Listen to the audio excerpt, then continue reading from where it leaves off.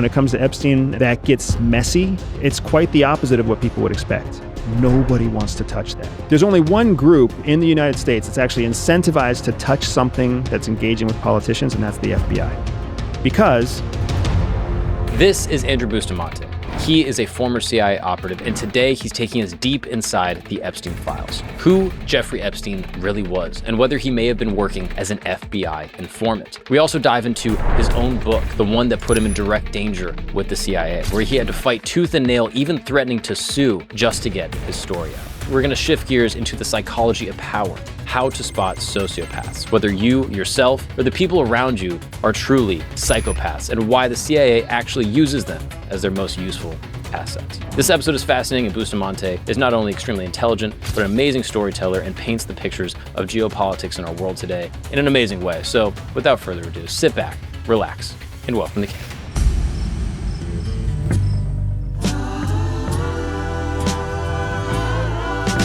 Andrew Bustamante, how are you, sir? I'm good, man. It's good to be back. Oh, it's great to have you back. And this time, no construction.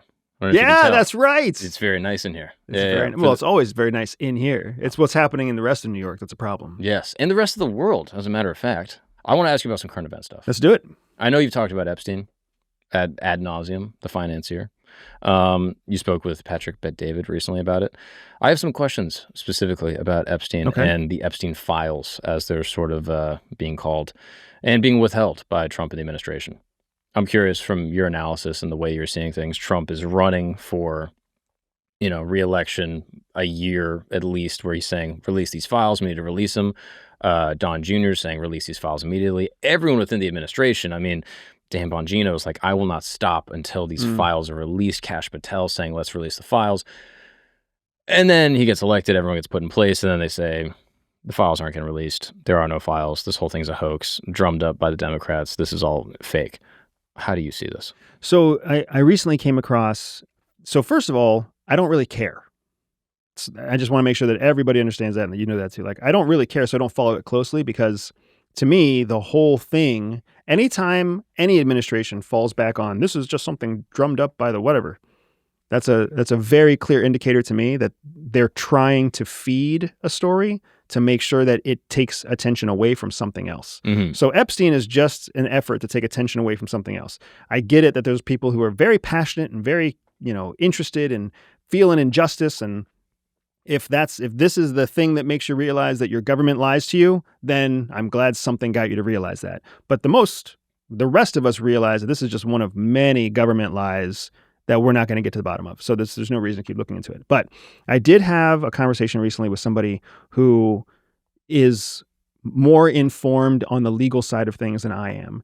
And it doesn't make sense to me that if there were files that did not contain national security information, they would be public, outside of whatever privilege exists to legal files, right?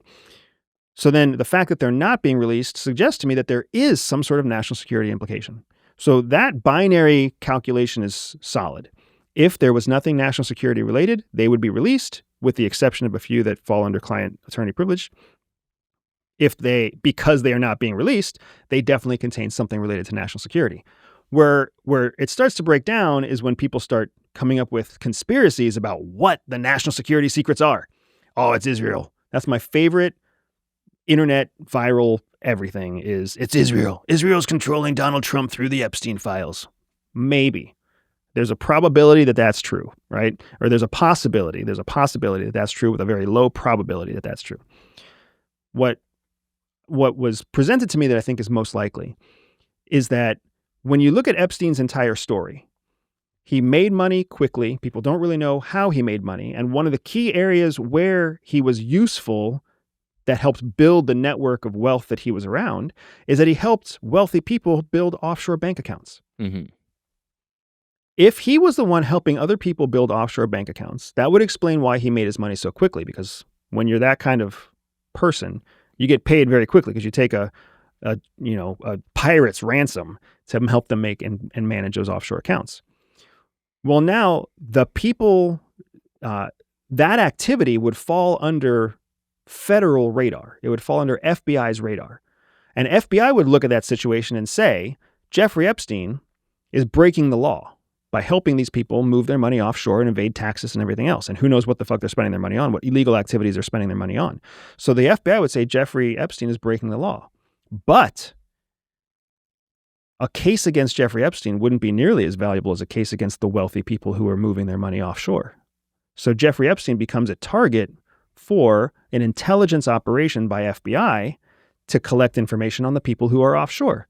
The only way that would really work is if the FBI went to Jeffrey Epstein and said, hey, we've got you on these 3 charges, but we're going to give you amnesty on those charges, and we're going to make it so you can't be prosecuted as long as you inform on the other people who are moving their money offshore. So now everybody's focused on CIA and Mossad and Jeffrey Epstein being some sort of foreign intelligence source. What's far more probable is that he was an FBI source, granted immunity in exchange for collecting intelligence about criminal intelligence about the people who were offshore. It would make him what's known as a CI, right? A confidential informant to the FBI with amnesty. They have to honor that amnesty no matter what happens to him.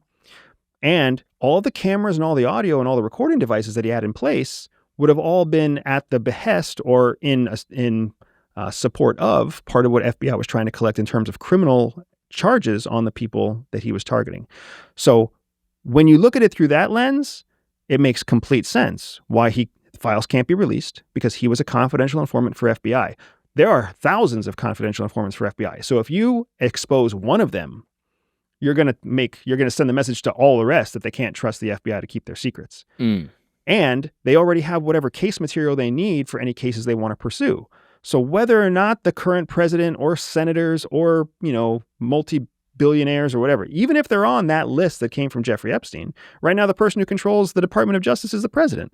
So he doesn't control it. He shouldn't control it, but for all intents and purposes, he does. So that's a big part. That's, for me, the most explainable reason that we're not seeing the files. We're not going to see the files. And it's a big conspiracy that the Dems put together because Epstein's a confidential informant. No one's ever going to expose what he exposed information about, because if he was reporting for FBI, it was all against American lawbreakers anyways. And if those American lawbreakers are significant enough, it could trash the economy, it could trash our trust in public government, it could do all sorts of negative things. So it's way easier to just not release them and make a few people angry at the injustice rather than make everybody recognize how fucked up our government is. Interesting. Now, very many questions on this. I think this actually tracks and makes a lot of sense. We spoke with Sagar and Jetty, who kind of broke down a lot of Epstein's backdoor sort of financial dealings and kind of like the follow the money sort of motive when it comes to understanding his whole, scheme. He, in addition to all of these things, was also a prolific and rancid pedophile. And I wonder if because of that, he was actually easier to control, and that because he had this, like severely grotesque proclivity, that the government was able to control him under that, because they had basically like compromat. They said, hey, you have this vile disorder, but you also have a ton of information that we need. And so I wonder if similarly, I believe with Whitey Bulger, if I'm not mistaken, he became an informant, and the government, maybe the FBI, condoned the violent crime that he was doing. Condone is maybe, it was kind of condoning, but they allowed it. And because they thought that the information they were getting was greater than the harm that they were causing. Correct. And so I think both things are happening simultaneously. I think in addition to the blackmail thing, I do think that he was likely blackmailing people, or at least collecting intel on people. That could be, yeah. Through these security devices. I don't know how much I don't know how much was sexual blackmail. It's very possible that there's, recording devices in his house and he's a pedophile. So of course people go, oh, he's recording people doing debaucherous sexual activities with minors. That's what it is. It could also be the case that he's meeting with people, having dinner, recording the entire thing, getting information just through a conversation. And it's, far less scandalous, but super important to the intelligence services, FBI, et cetera, that are gathering the information. So to me, I'm like, that is... I feel like an interesting analog, like the idea of Whitey Bulger. Are you familiar with his case? Only slightly. So what I will say, though, is that blackmail is something that Hollywood has really twisted our ideas about. So there's a couple important things to understand about how professionals see blackmail. Professional intelligence officers, but also professional criminals.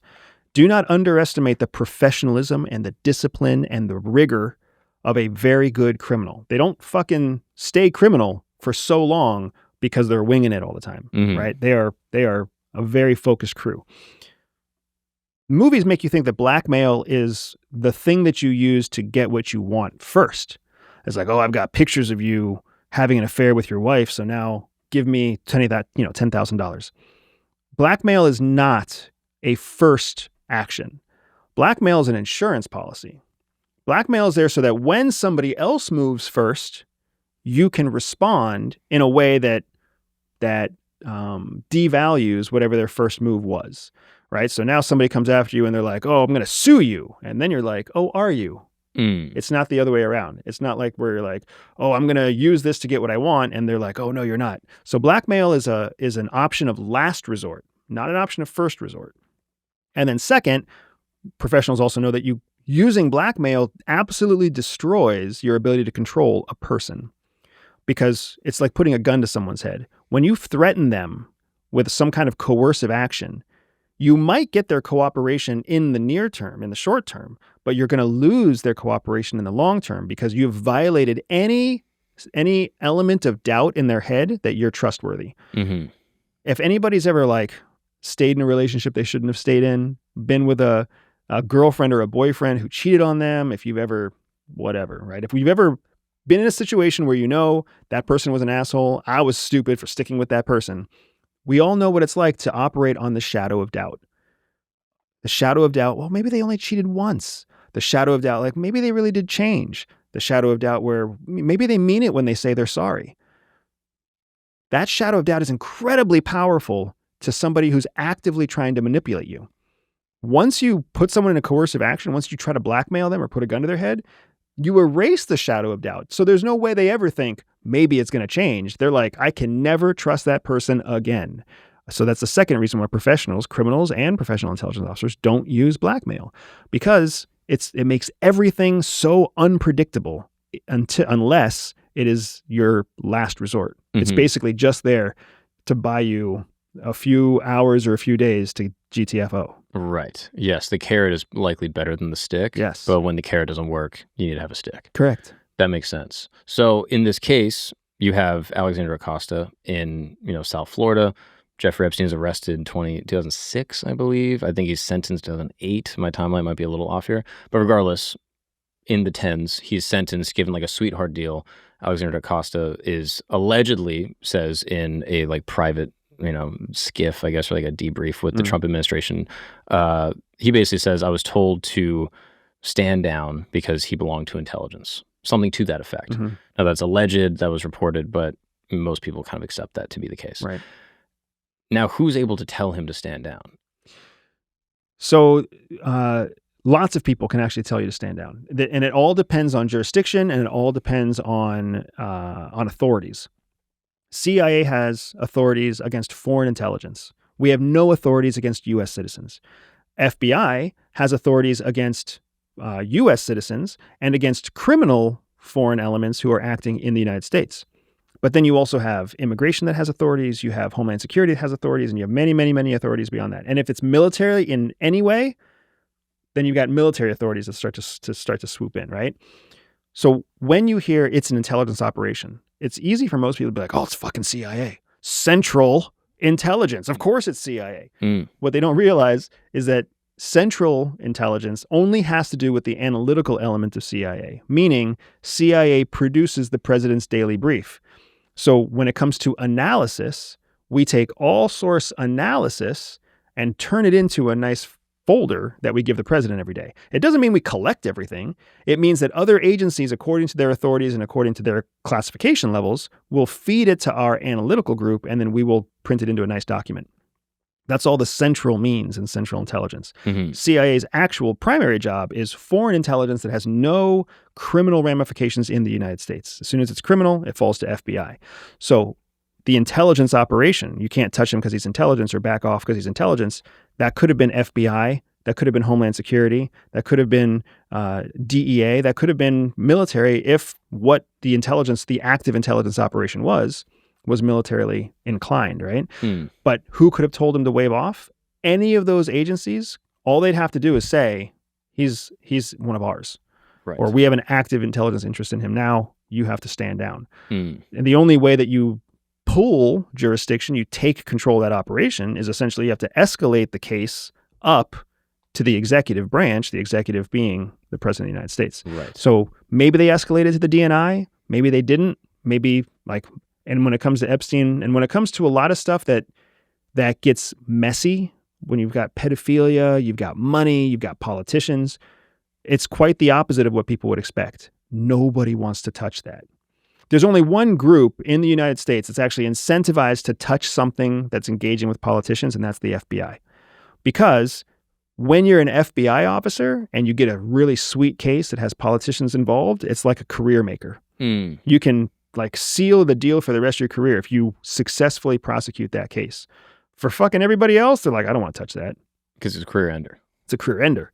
Because now if I'm involved, that person may vote on my funding bill. I don't want to touch that. I don't want to have anything to do with that because it gets way too messy. I don't want to know what's at the end of that stick. Interesting. Yes. So now when it comes to the intelligence side, obviously people will point to Epstein's association, at least tacitly, to foreign governments, namely, the Israeli government. Mm-hmm. They'll say he was close with Ghislaine Maxwell, whose father had some connection to Mossad as well as Israel. He has connections to Ehud Barak, the former prime minister. He's in Israel, as these sort of prosecutions are kind of going on. He returns home. So people point to that and be like, oh, he's obviously Mossad. Is it possible he's a double agent? For sure. It's possible that he's all sorts of things. Right? But don't mistake possibility with probability. Mm-hmm. Possibilities are endless. Probabilities are much more limited.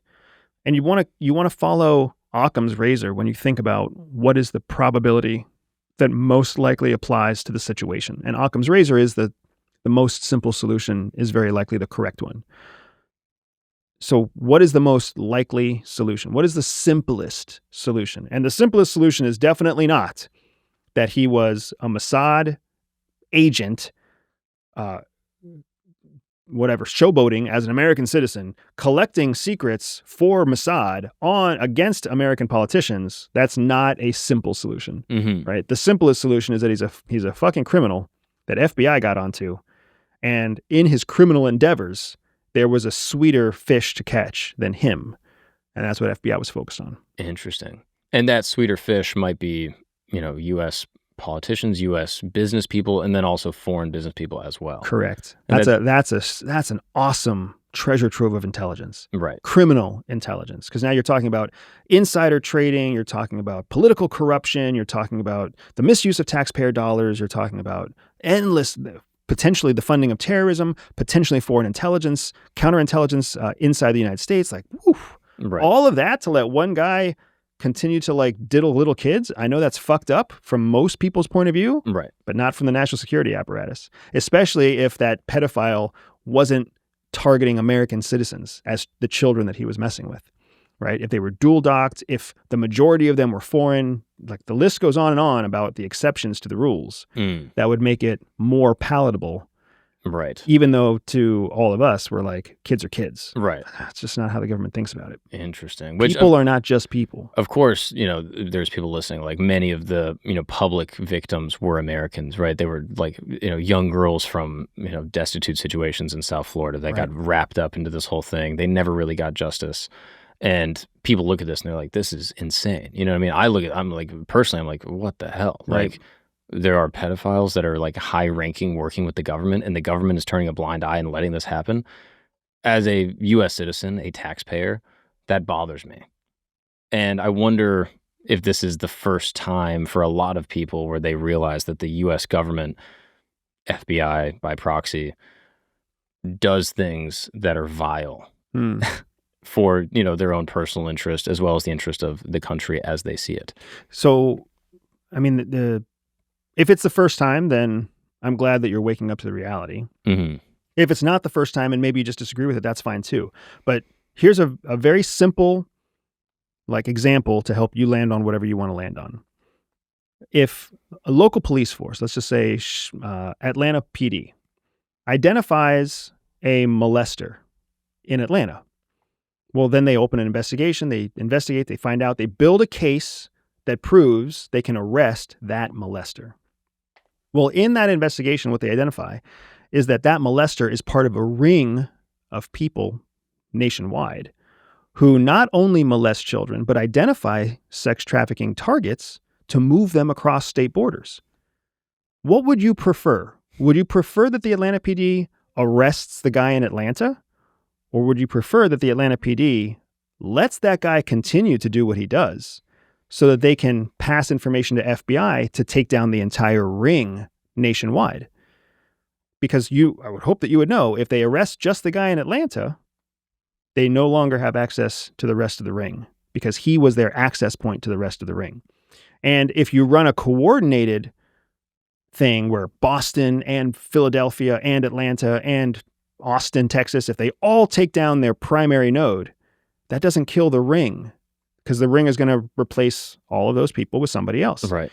So because we live in a democracy where you have the right to a fair trial, where you're innocent until proven guilty, if you want all of those rights, you have to understand that the criminals get all of those rights too, which means the months and years it takes to build a case, they have to keep breaking the law. They have to keep doing the thing that they're doing because that's what builds the case for them to go to jail. Right.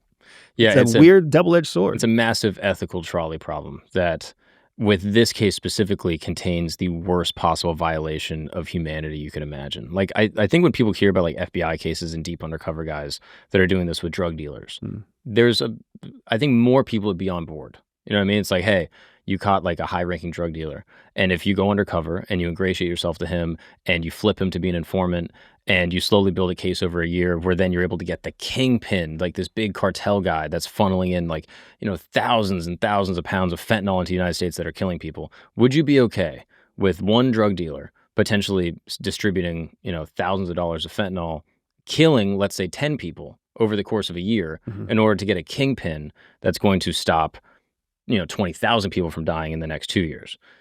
I think a lot of people would be like, yeah, I'm okay losing 10 to save 20,000.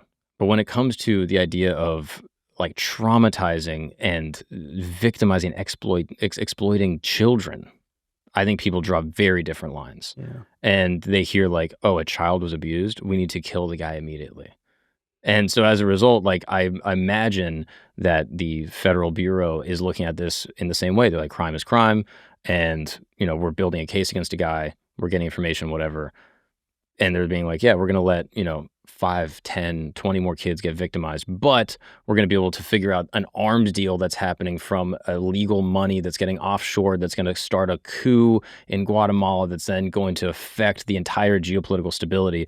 What is better? Yeah. And for the average American, I imagine that they're like, fuck that, dude. Yeah. Like, save the kids. Yeah. But again, these are the calculations that governments make that don't see people as people. They see statistics and they evaluate this sort of, utilitarian good. And don't make, I don't want anyone to feel like it's uniform across government.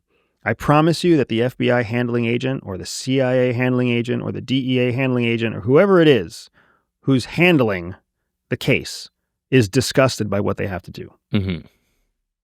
But they've been recruited, they've been trained, and they've been tasked for a reason, and they sleep just fine at night, most likely. Mm-hmm. This is why there's a hierarchy in government, because it's not the field agent who makes the call.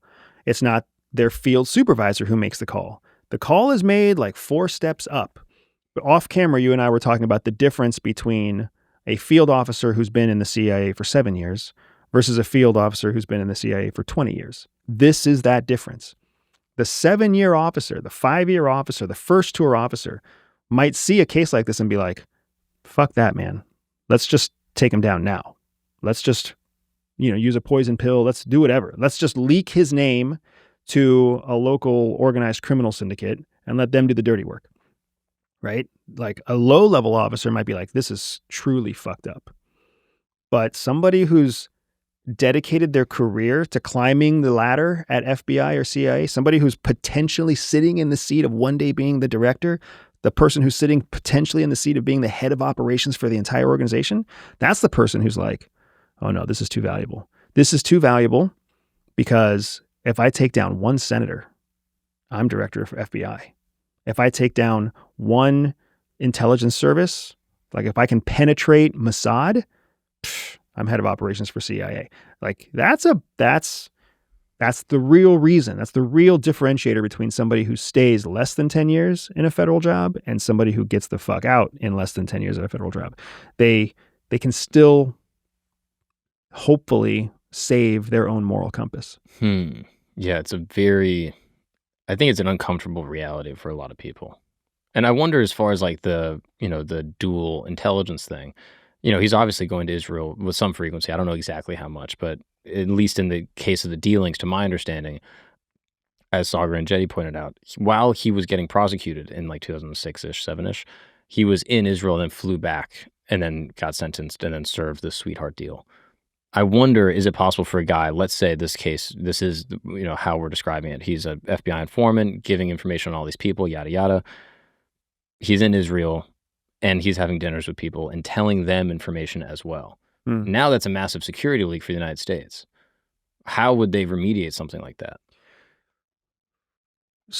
Israel's a funny exception to a lot of rules, if you haven't already realized that. If the listener listening to our conversation right now hasn't already realized, Israel's a funny exception to a lot of rules for the United States. First of all, if you have somebody who you have any kind of active criminal prosecution on, you don't let them leave the country. Right. Because they may not come back. And if you do let them leave the country, you're only going to let them go to a country where you have a rock solid guarantee that they will extradite anybody who's criminal to them. We actually just saw this happen recently in the news with another pedophile, a child abuser, who was Israeli, right? An actual Israeli citizen who was arrested in Nevada for planning like a multi-adult on multi-minor sex party of some sort, right? And when he was arrested, he was immediately extradited to Israel. And of course, the news is all up in arms about that because they're like, he was going to molest American children. He was going to abuse American children. He was a pedophile. He should be kept here. But instead, he was sent to Israel immediately, and Israel let him out right away. And they were like, he's been punished. He's not in his job anymore. We're done. This feels like a miscarriage of justice. Feels like a miscarriage of justice. Or this is exactly the kind of rock-solid extradition agreement that makes it so that an informant source like Epstein can go to Israel, and we know with perfect confidence they're going to send him right back to us. So we're not going to lose the case. Right? Now, what he's doing when he's over there, arguably it should be closely controlled. Arguably, Israel and the United States have an agreement where, hey, anything he says, we're going to tell you anyways. Those agreements never hold up. But that's also what allows Netanyahu to have the safety of coming to the United States, even though there's an international warrant on his head. Right? There's an international warrant on Putin, who just left Alaska. Right. It's like there's these agreements that supersede international law. Right. Whether you like it or not.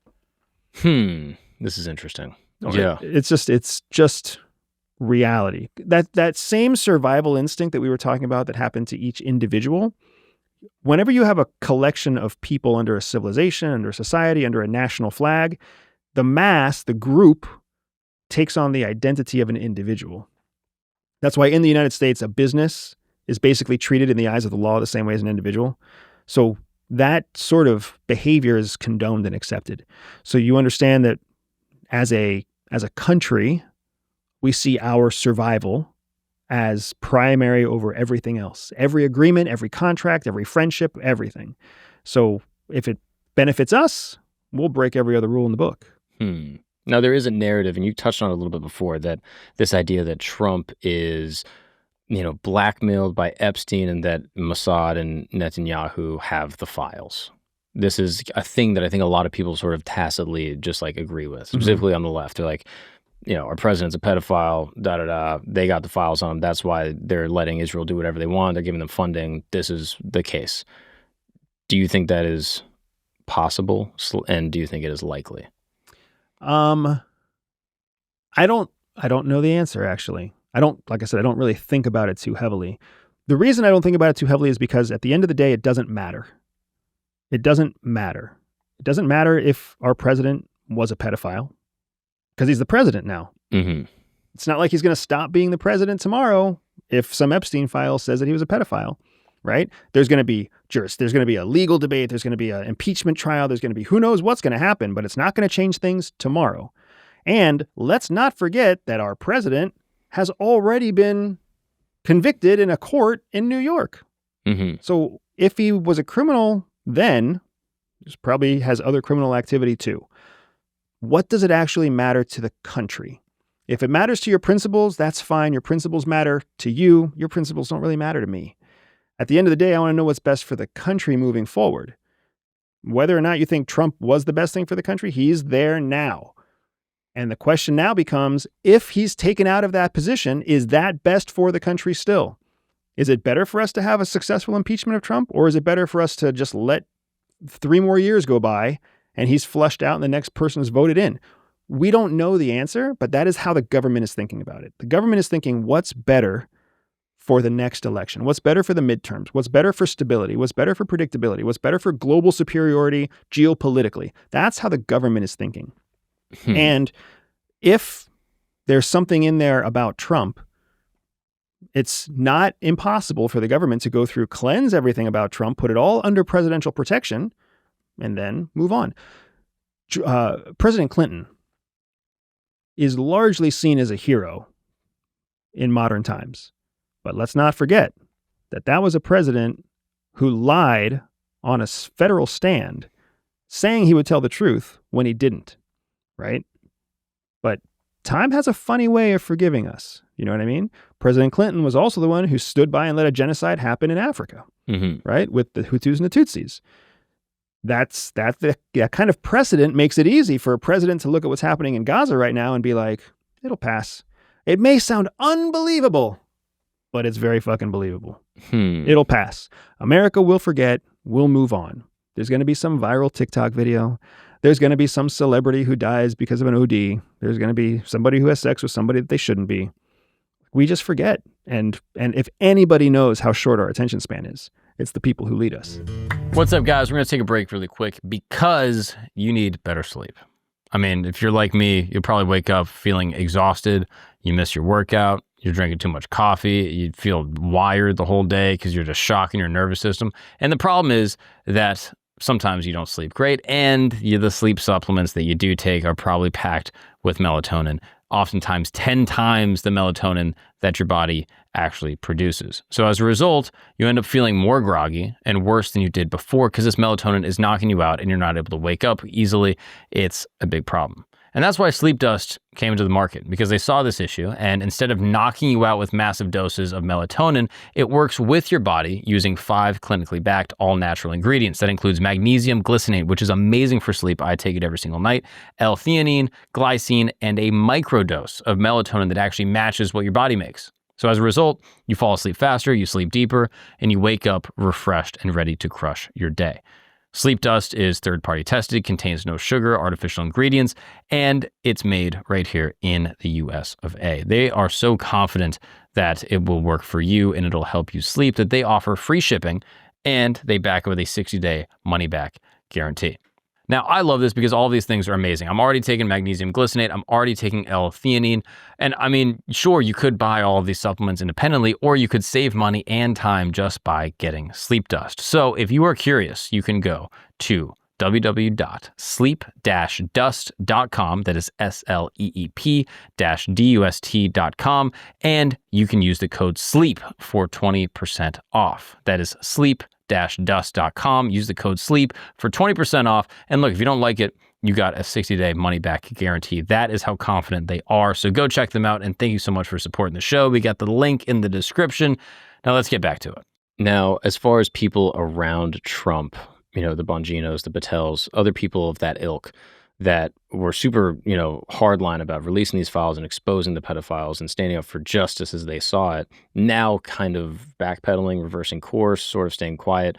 What do you think happens in their case? Do you think they get read in on a brief and then they go, oh, that's what this is? Never mind. It's 2 things that happen on their side. So first of all, understand that any politician and what the politician says before they're elected is all bullshit. That's not a Donald Trump thing. That is a Barack Obama thing. That's a Kamala Harris thing. That's a Joe Biden thing. Whatever they have to say to get elected is what they will say. Once they're elected, now it's about maintaining their control, maintaining their agenda, maintaining their dominance. And we live in a country where we only have 2 parties, only 2 recognized parties. So the party also has a role to play. When it comes to people like Patel and Gabbard and all the people and the Hegseths of the world, all these people who are nominated by the president, historically, it's been the same way that Donald Trump did it. Historically, presidents nominate people they believe will be faithful and loyal to the president's agenda. The only difference is when it was Joe Biden and Barack Obama, they selected loyalists who were also clearly qualified for the role. Donald Trump selected loyalists who were questionably or completely not qualified for the role. So it's really only a small difference between how this was handled in the past and how it's being currently handled, no matter what the media says. It was always loyalists who are put into those positions because that's what gets your agenda accomplished in the shortest period of time. When a nominee is advocating their nomination, they're basically saying whatever they need to say to get the American people to support the senators who actually get to decide whether or not they make it through the review. Once they're in, they get a detailed classified briefing, and they get specific direction from the person they're loyal to. So if President Trump says, hey, you're in, here's the classified briefing, here's what we're going to say. And it may not even be President Trump who makes that call. It might be his chief of staff. It might be his head of PR who says, here's how we're going to handle this. We need everybody to have a unified statement because they understand mass psychosis. We all believe what we hear the most.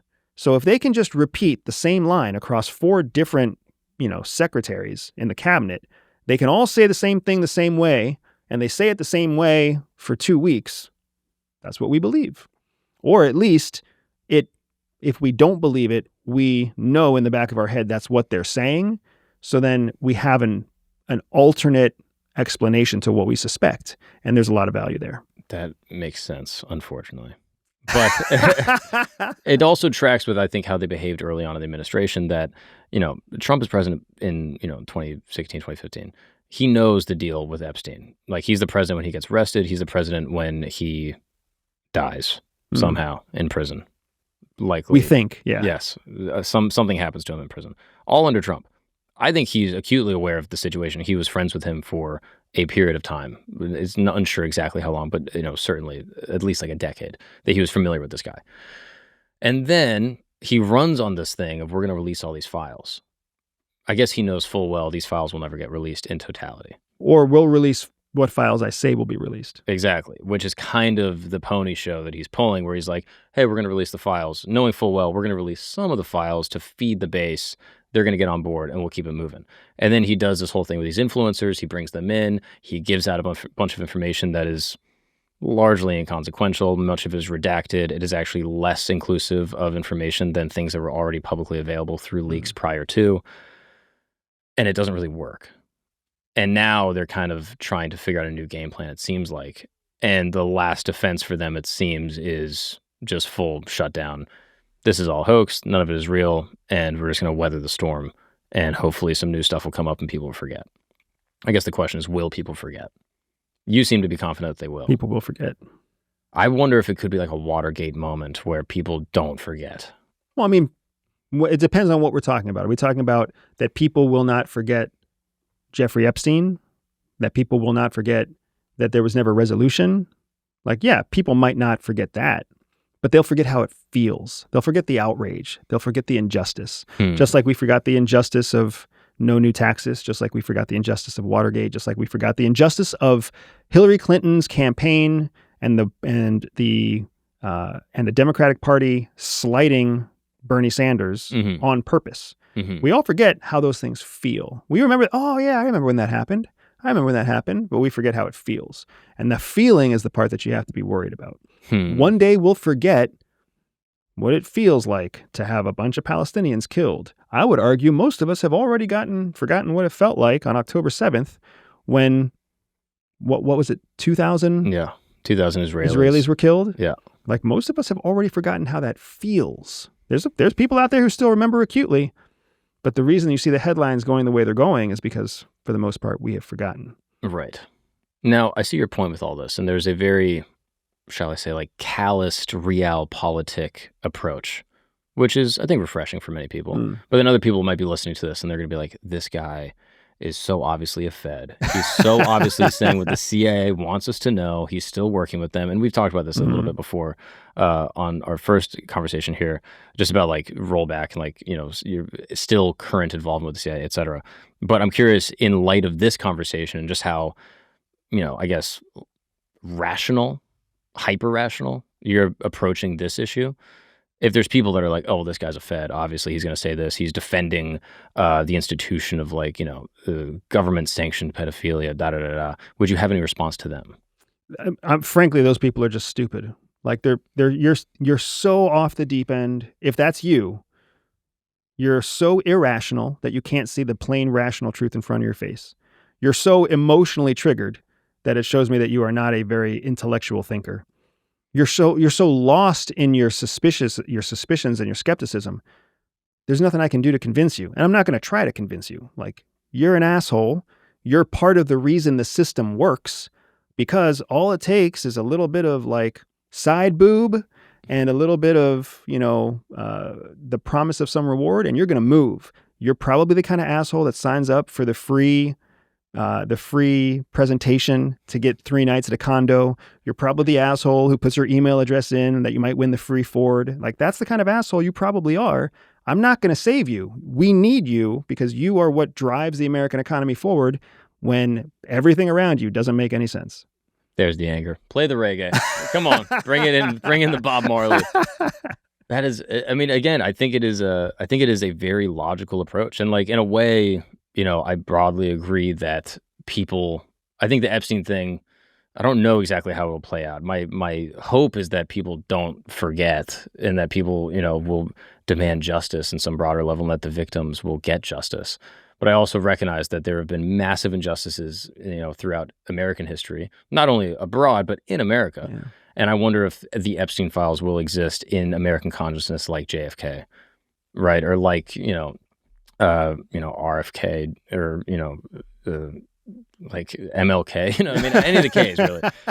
And I wonder if people will look at it and be like, oh, that was weird. And the JFK assassination there were some strange things. And, the Warren report and the commission that came out of that was a little fraudulent. But again, I wonder if it just goes on and people are always like, oh yeah, there is something about that.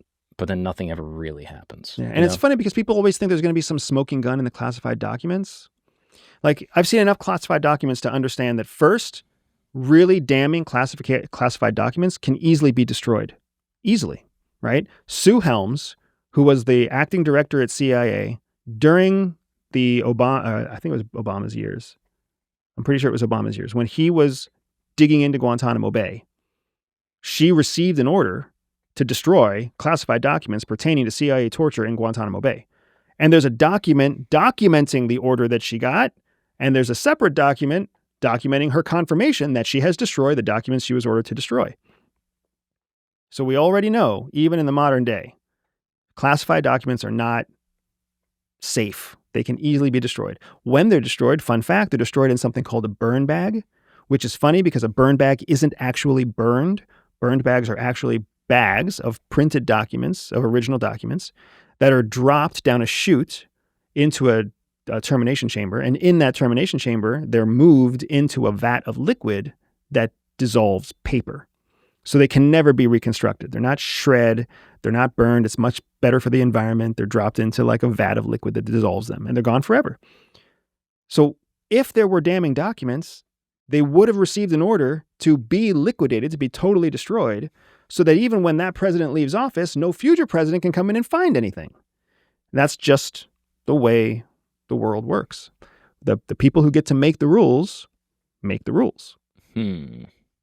Yes, I am uncomfortable with your analysis, but I do respect your perspective. And I think that there's a lot of rational truth that exists within it. And I will also tell you dead honest, and I say this all the time, I am happy to be wrong. I would love it if I'm wrong. I would love it if justice came. I would love it if somebody showed the files and we had them and nobody destroyed them, and presidents get kicked out of office and senators go to jail and our whole fucking government gets turned upside down and we actually stand for what we say we believe in the America. I would love to be wrong. But the chances are I'm not. Right. And you're not saying it's right. For sure it's not. Oh, yeah. You're saying this is just what I think will happen. Correct. Do you think Ghislaine gets pardoned? Who? Ghislaine Maxwell. Oh, I don't know. I'm curious, like, obviously people are seeing now that, she's meeting with, high up Trump officials and she's giving information. And the general consensus is like, oh, there's going to be info passed over that's going to basically vindicate Trump. He had no involvement, and she's going to name some other names just to give some more meat to the base. And then random people will get caught up in it. And then Trump at the very end will pardon her and she'll get out and everything will be gravy. I don't know. Like I said, I don't follow it enough because I really don't care that much. Whatever's going to happen is going to happen. And I promise you that whatever you hear about what happened is not all of it. That's fair. So there's one more thing that I want to make sure I communicate, because we talk about the emotional distance that comes from people who have antisocial personality disorder and the borderline sociopathy at CIA. So the logical question here is, would I feel the same way about the Epstein case if it was my daughter? Right? That is a great question. I would feel the same way about how I expect the government to respond. That wouldn't change my conclusions, my logical conclusions, if it was my own daughter who was part of what happened there. What would change is my personal actions. Because if my child is molested, if my child becomes the victim of some sort of abuse, it becomes very personal. And I'm an angry person. And I already feel like I don't have to follow social norms or social rules. I am almost certain I would go on the hunt and I would kill every person or harm every person or be vengeful about every person in the process thereof, breaking laws, violating ethics, doing all sorts of horrible things. Full Taken mode. Yeah. Well, except I wouldn't be nearly as good as Liam Neeson is. But that's most likely. I have reflected on this and I have thought about it. That is the direction I would go. And then if and when I was arrested, if and when I was brought to trial, if and when whatever else, I would most likely try to kill myself after I was taken, because the person I love so much who has been hurt is already dead. That person is not, my daughter's gone. The person that I have raised, the moment that happens, that person can't be brought back. I've seen it too many times. And the last thing I'm going to do is hurt her more by being the dad who's in jail rotting somewhere, right? It'd be better off to be the dad who tried to take vengeance and then killed himself in prison. That sounds fucked up to most people, probably. Pretty radical. But, I mean, if you haven't asked yourself the question, what would you do? If what you would do is hire an attorney and take it to court, good luck, buddy. Good luck. You would probably be better off taking it into your own hands and just being one of the people who went crazy and everybody laughed at and whatever else. Now, for the sake of my legal standing, we're not condoning this, okay? There are many victims out there with fathers, so don't do that. But with that said, it is... And don't take this video down YouTube. Let me translate what you just said. Yeah. I mean, it is a helpful thought exercise. So, I mean, maybe it's sick, maybe it's not. I often think about what I would do if my children were hurt, like especially while they're under my care and protection. If there's a car accident on the way to school, if they get kidnapped, if they're whatever, sometimes if they're playing on a playground and they break an arm and I'm sitting there on the bench versus if I'm at work. Like, I have these thoughts and I wonder, what would I do? How would I feel about it, et cetera, et cetera. And by and large, just because of my experience in government, where it boils down for me is if somebody takes criminal action against my kids, I will try, depending on the situation, to follow the court of law first. But I don't have a lot of faith in our courts, and I definitely don't have a lot of faith in the speed of our judicial process. And I thirdly have almost no faith once larger elements start to get involved, right? So if you've seen any of the massive cases lately, I would hope that you'd kind of realize that there's a kink in the armor, maybe a few kinks in the armor, right? Diddy walked away largely unscathed. There's a reason for that, right? Clinton is a hero, largely unscathed. There's a reason for that. Donald Trump is a convicted felon, president of the United States. There's a few kinks in the armor here, folks. And if you want to continue to move forward, hoping that those kinks don't affect you, the best way to do it is to just keep everybody safe, protect everybody, and don't let the government have to step in to protect you or your kids or your family. Because if they do, those armor kinks might affect you. Right. Do you think it's possible that Diddy was an informant in some capacity? I mean, the thing is, once you start reaching a certain level of wealth and celebrity, there's only a few people who have that kind of reach, and they're all going to be targets of some sort of government effort one way or the other. If not for foreign intelligence, then for internal intelligence behavior or domestic intelligence. Like, you can't really avoid it. Once you get to be, I promise you if you can think of a celebrity name, they have been approached by somebody to offer intelligence. Zuckerberg, almost guaranteed. Peter Thiel, almost guaranteed. Pete Diddy, almost guaranteed. Like, you just name it, right? I wouldn't be surprised if Tom Hanks was fucking approached and was like, hey, do you think you'd support the United States in some intelligence effort?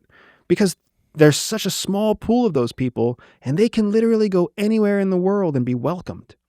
They're getting phone calls from all sorts of people. I mean, I'm not even a celebrity, and I get phone calls from people who just want to talk to me, just to say, hey, I saw you on that podcast and it was so interesting, and I just wanted to ask you a couple of questions. Like, holy shit. And that is an intelligence dream, to have somebody call you. Somebody from Russia, somebody from Belarus, somebody from Italy, somebody from whatever, somebody from a criminal family, some millionaire, some billionaire who's just like, hey, can I have 15 minutes of your time? I'll pay you. And you're like, well, shit. Yeah. Because usually it would take years to try to bump into you in public. So what is the intelligence that can be gathered from, like a high power pop star? You know what I mean? Obviously, there's some obvious things with Diddy doing these parties, and, he's connecting with very wealthy, successful people that want to be cool. And so they're coming to his, functions, and he's having private dinners, and he's meeting all sorts of people, traveling the world. There's going to be some intelligence stuff there. So this is great, because the movies will make you think that the intelligence comes from what they say, right? Like, Diddy is somehow going to sit down with like an oligarch in Russia, and they're going to have a conversation about a drug deal or a weapons shipment. That's not the value. The value is when Diddy's private plane lands in Belarus. On the back tail fin of that plane is a little piece of technology that's been installed by NSA that sucks up all the cellular signals in a 5 square mile radius. And now that little piece of technology sucks up all of the cell phone data for the private cell phones of the oligarchs that otherwise couldn't be reached.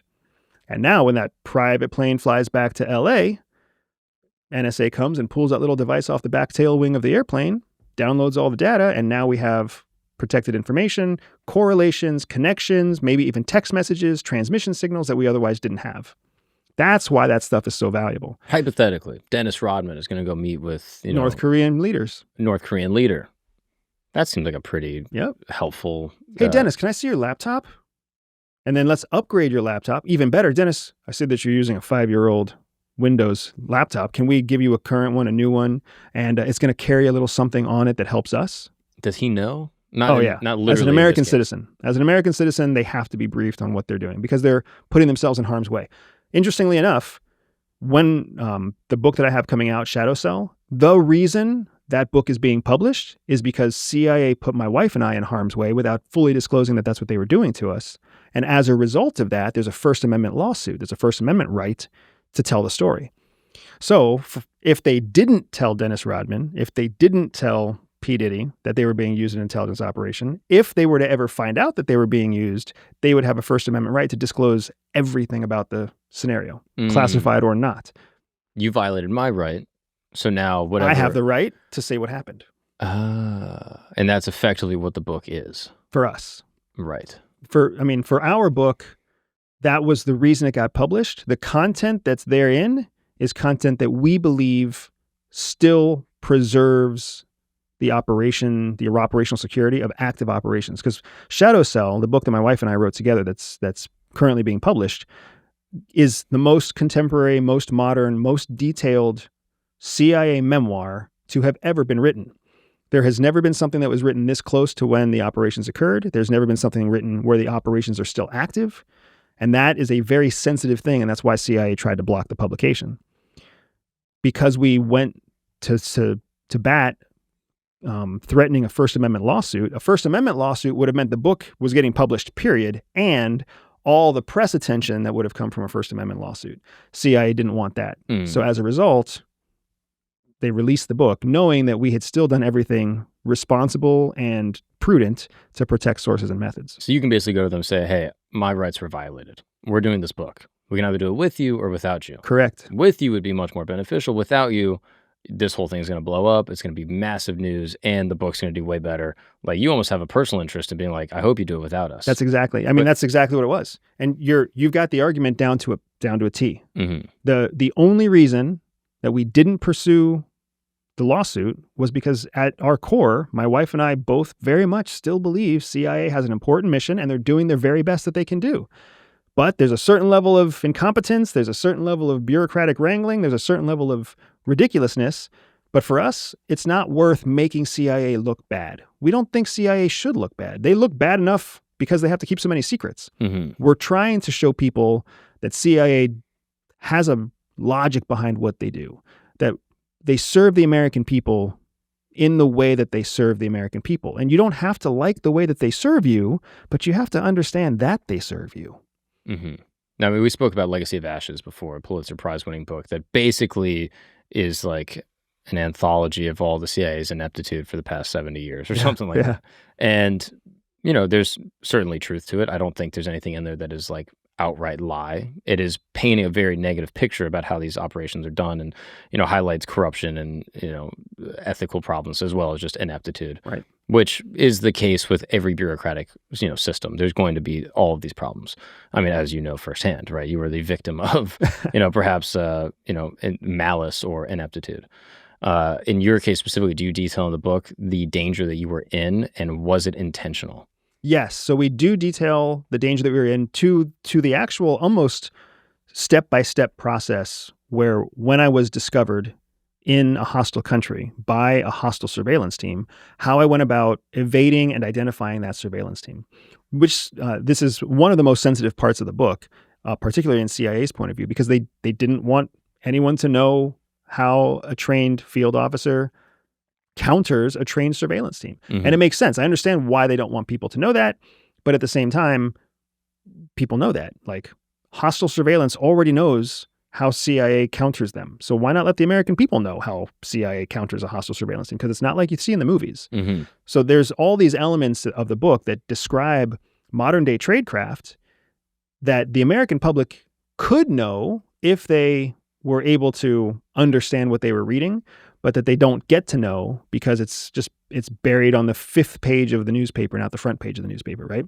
Were there any major moments in the story that you really wanted to include that got a ton of pushback, like this specific case? Were there other things in that vein where, you know, the main organizational board or whoever approves these things out of Langley was like, this cannot be in it? Yeah, so there's several actually. So the long story short is that we wrote the book in 2021, fully written manuscript in 2021. At the end of 2021, we submitted it to CIA for review. That's part of our mandate, our requirement as former CIA officers. They're supposed to take 30 days to review it, but we always know they're going to take closer to 90 days to review it. Well, by March of 2022, the whole fucking world had changed. And if you just think about what happened in the first few months of 2022, you'll put it together for yourself. The whole geopolitical landscape had changed. So because of the context of our story, by the time that CIA had reviewed it, they came back and they told us the entire book, the manuscript from beginning to end, was considered a classified document. This is considered classified. It will never see the light of day. It cannot be published. You must respond to this email and confirm your understanding that what you have written is classified and should be immediately destroyed. Wow. We knew what we had written.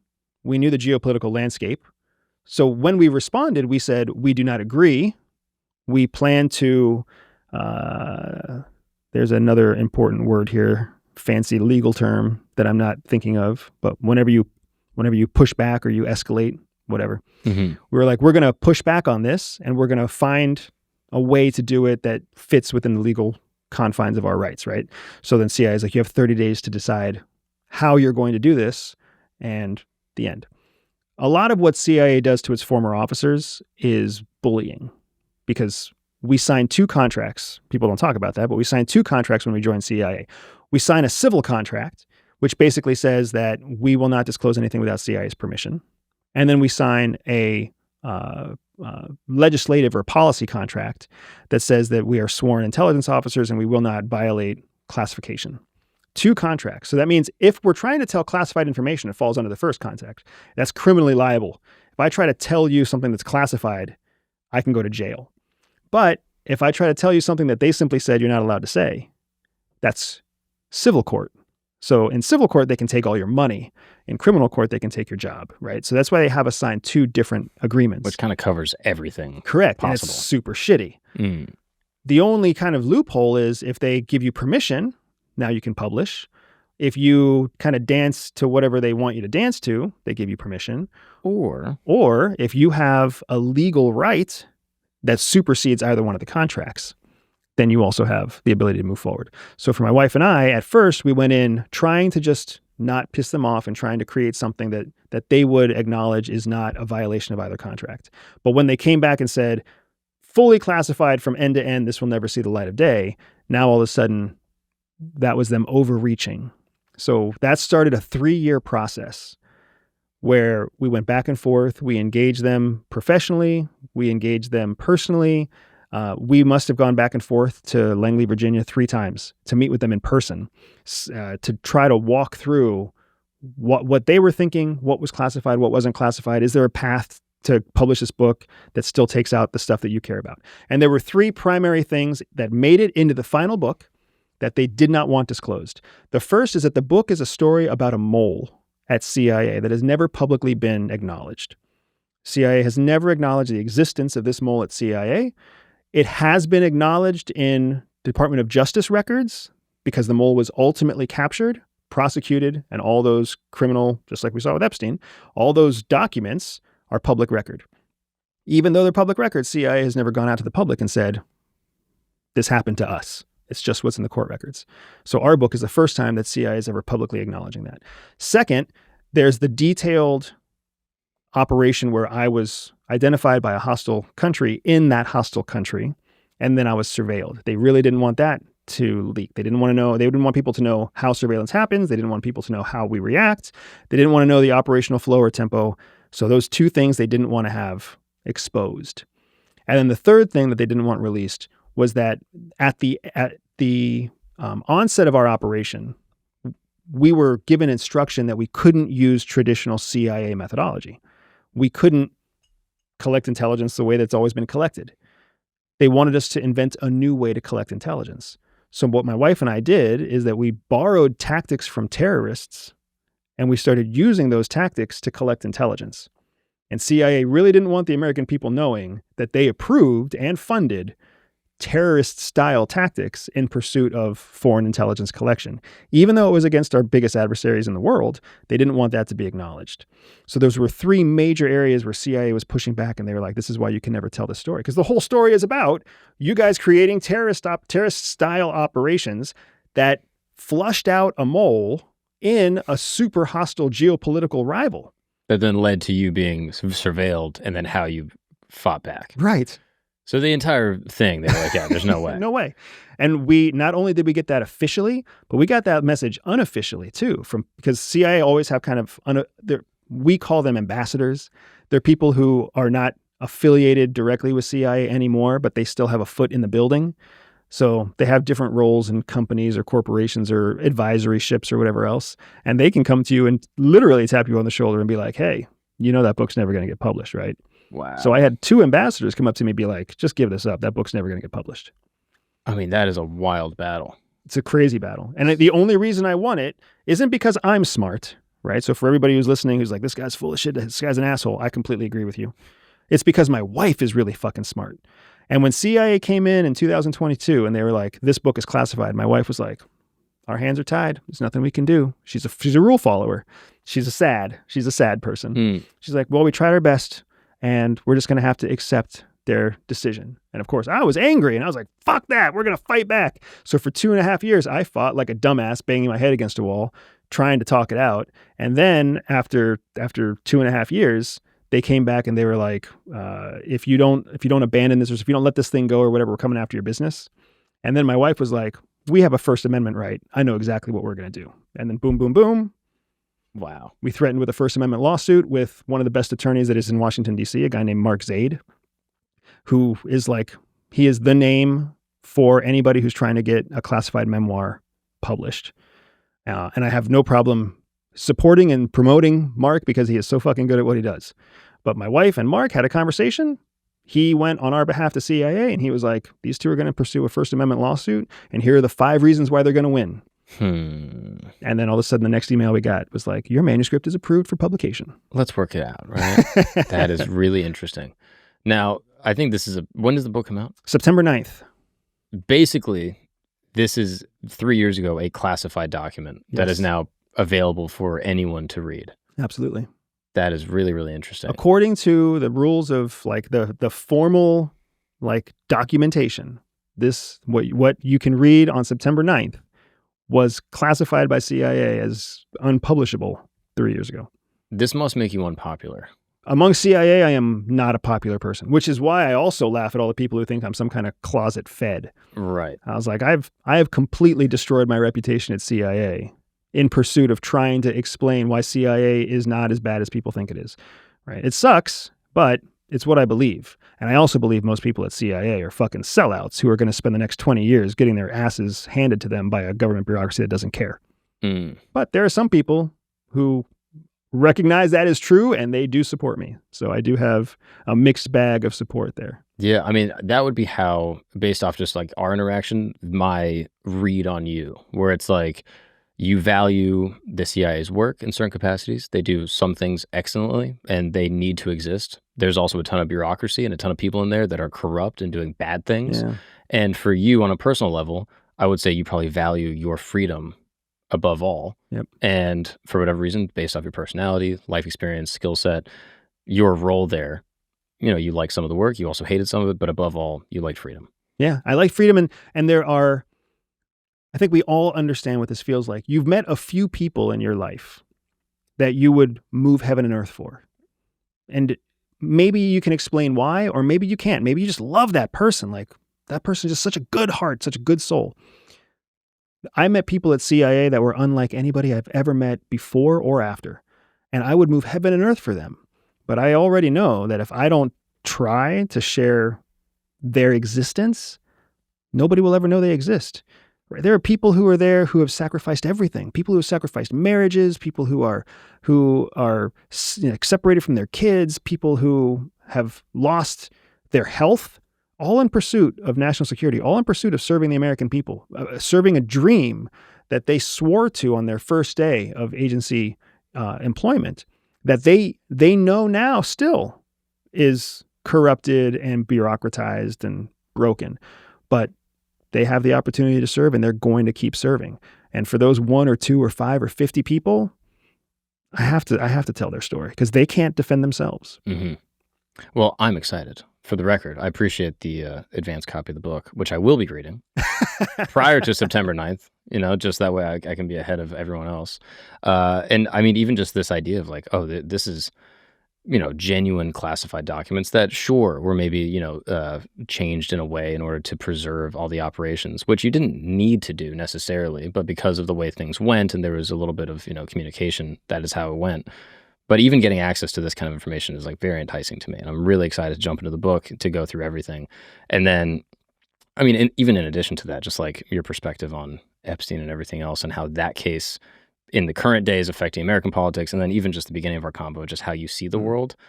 I have greater appreciation for your perspective. Thanks, like, I think for a lot of people, there's a knee-jerk feeling to be like, this guy's a fed, he's going to do all the stuff we were talking about. And I think this conversation contextualizes a lot where it's like, this is the way you are, how you see things. Here's a case study with the Epstein issue, whether you like it or not. This is just my critical, calloused take of how I think things will go. And I think the book will kind of give the lived experience probably that leads you to, you know, a real life example working within the, you know, the agency, probably that informed your opinion of how things go, but also, you know, your skill set to achieve, you know, survival in those situations. Yeah. And it's important because my wife and I wrote the book together. And I say that because one of the things I've always hated about CIA memoirs specifically is that most CIA memoirs are about some officer and how awesome he was. Right. And I say he because I don't know of many female memoirs. I know there are a few, but I don't know. I haven't read them to know whether or not they do the same thing the men do. I'm so awesome. I'm so smart. I was the top of my class. I was a fuck up at CIA. I'm not popular, and there's a reason I wasn't super successful there. The book is not about just how awesome my wife and I are. The book is actually about how ridiculous my career was, and how my wife is just fundamentally flawed as a person with anxiety, and how the two of us together would have not done dick all had it just been us. It's about the incredible people who came to support us through this operation, who did amazing things, who are still fucking there, for all we know. Still doing amazing things, still serving American people every day, while my wife and I had the opportunity to leave. And we reflect every day that we left CIA, we built a multi-million-dollar business, we have a beautiful family that we homeschool, we get to live anywhere in the world that we choose to live, and we're viral on the internet. And we got all of that because we stopped serving the American people. And all the men and women in that book who still serve the American people, they're not making millions of dollars a year. They're not going viral on the internet. They have most likely sacrificed a lot of late nights, a lot of loved family members, a lot of hugs, a lot of anniversaries, a lot of birthday kisses, just to keep us safe. In a world where we predominantly do not feel very safe. What's up, guys? We're going to take a break really quick because I got to tell you a story. Imagine you're sitting in your house. It's cold outside. It's a little snowy. And you're like, man, I just want a panini. So you go and you order it, from DoorDash or something like that. And it never gets to you. You're looking at the app. You're like, dude, it's been 4 hours. Where's my panini? You're calling. No one answers. Well, this is a true story that happened. There was a woman, a client, that was working as a DoorDash driver, and she slipped and fell on an icy walkway outside of a Panera Bread in Fort Wayne, Indiana. She breaks her elbow, which leads to surgery and hardware having to get inserted into her arm. She can't work. And originally, she sues Panera, and Panera was like, okay, we'll give you like $125,000. But then the good people over at Morgan & Morgan fought for her and got her the $1 million verdict that she deserved. Yes. If you never heard of them, Morgan & Morgan is America's largest injury law firm. Yes, and they're that way for a reason. They've been fighting for the people for over 35 years. Now, I'll be honest, if I ordered, a panini and the woman gets paid $1 million because she slipped, I mean, it's a tragic thing to happen, of course, but I deserve a little bit of that.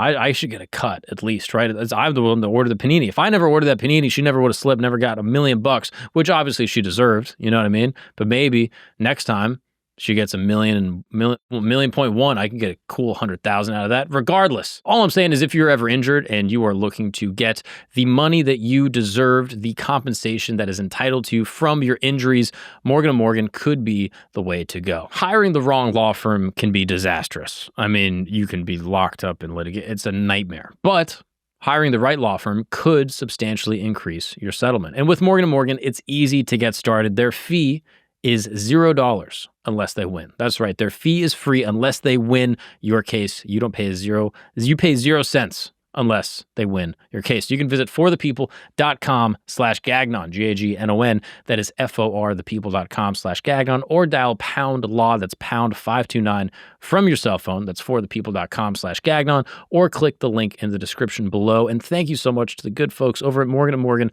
for sponsoring this program and making this show possible with this paid advertisement. Well, let's get back to the show.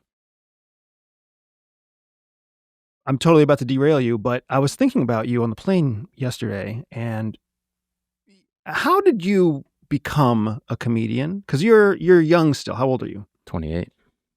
How do you become a fucking big stage comedian by 28? When did you decide to make that commitment? I will slightly correct you because big stage I think is maybe that's generous. Okay? I've seen you on big fucking stages. That's dude. fair, but those are my buddy Andrew Schultz's stages that he's kind enough to let me grace, which is awesome. But I'm still working my way up, as far as the comedy game goes, which I'm on the road. Check out the tickets. But as far as actually starting, I was always obsessed. My parents, my dad specifically, it was always his dream to be a comedian, I think, which I didn't know until much later, until after I started. But he was always obsessed with comedy. He was just listening to comedy all the time, and he would just have it on in the house. So I got an iPod. And my dad just uploaded a bunch of stuff onto it, and it was just music he liked. So it was the Beatles, all the way to Cascade, EDM, trance EDM.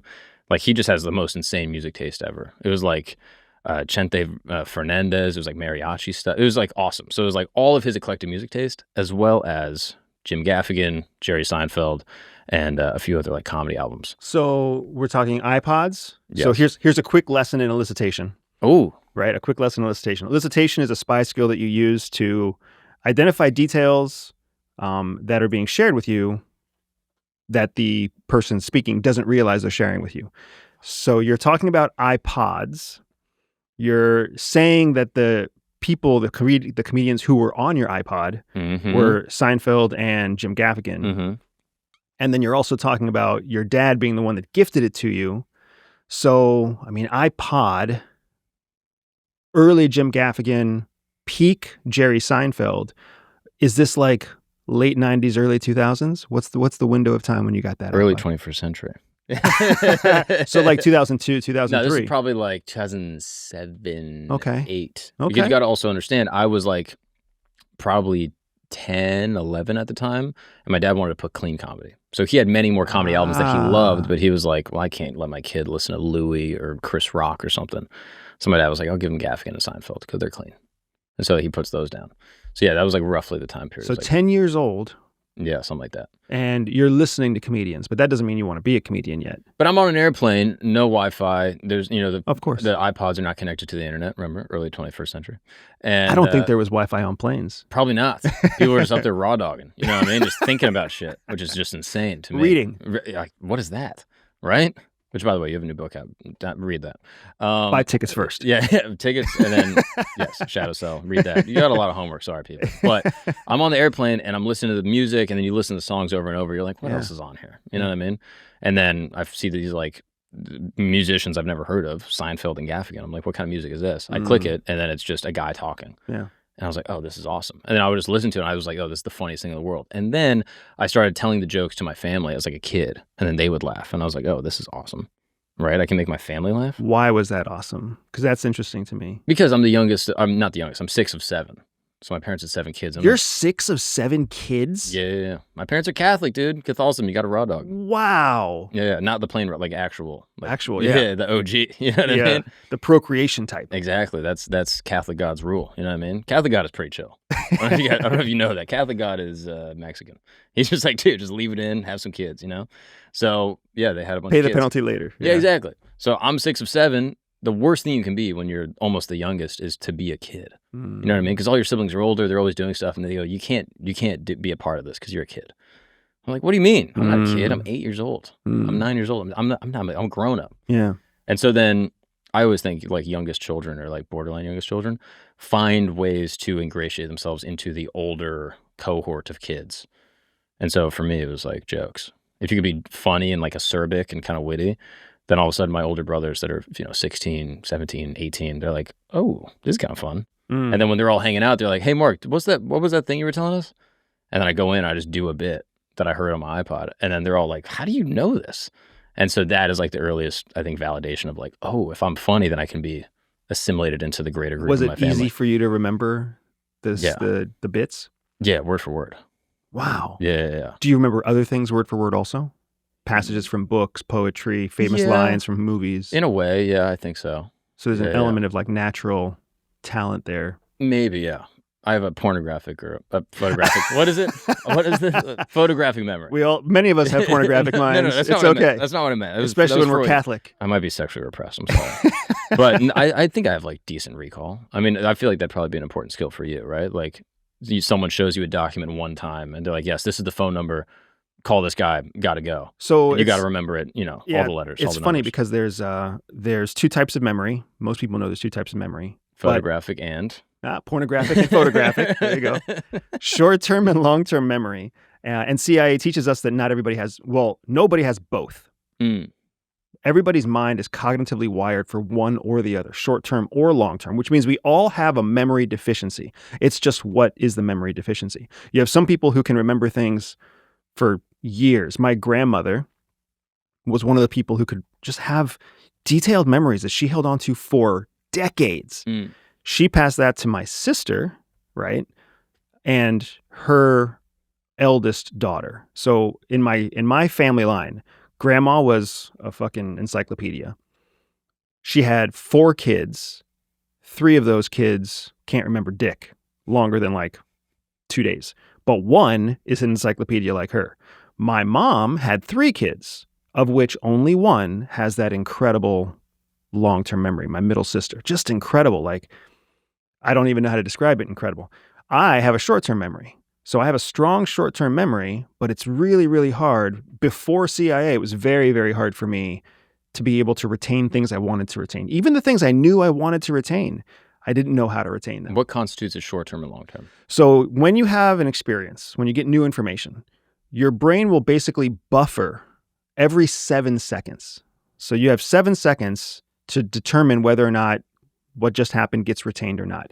Now, here's kind of a fun exercise for you and for all the listeners who aren't already raw dogging. So if you just sit where you are and consider the fact that you have how many senses? 5 senses. Now, I'm talking to you, so you're using your auditory. Mm-hmm. We're sitting in this space and you have perfectly fine visual cortex. So you're using your sight. You're also using your sense of touch. You're also using your sense of smell. You're also using your sense of taste. Whatever you're holding in your hand is very likely what you're tasting right now. That's true. Right? What are you feeling physically right now? I have my feet on the ground. I'm sitting in a chair, resting on a table. Right? So you've got the weight of your sweatshirt. You've got the squeeze of your hat around your head, whether or not you have any itch in your beard, right? Mm-hmm. And then you're probably smelling nothing. But if you actually focus on what you're smelling, it might be air conditioning. Aqua di Gio. Is that what you wore? I don't know. This is what I'm assuming. It's just a wonderful cologne. Oh, I should start wearing a cologne because it's probably better than what I actually smell like. I'm trying to fake it for the people at home. You know what I mean? There you go. I want them to be like, wow, it smells beautiful in there. Especially for all the beautiful women watching. I smell wonderful. That's true. So you're actually using all 5 senses. So let's just focus on just one sense. Focus on just your eyes.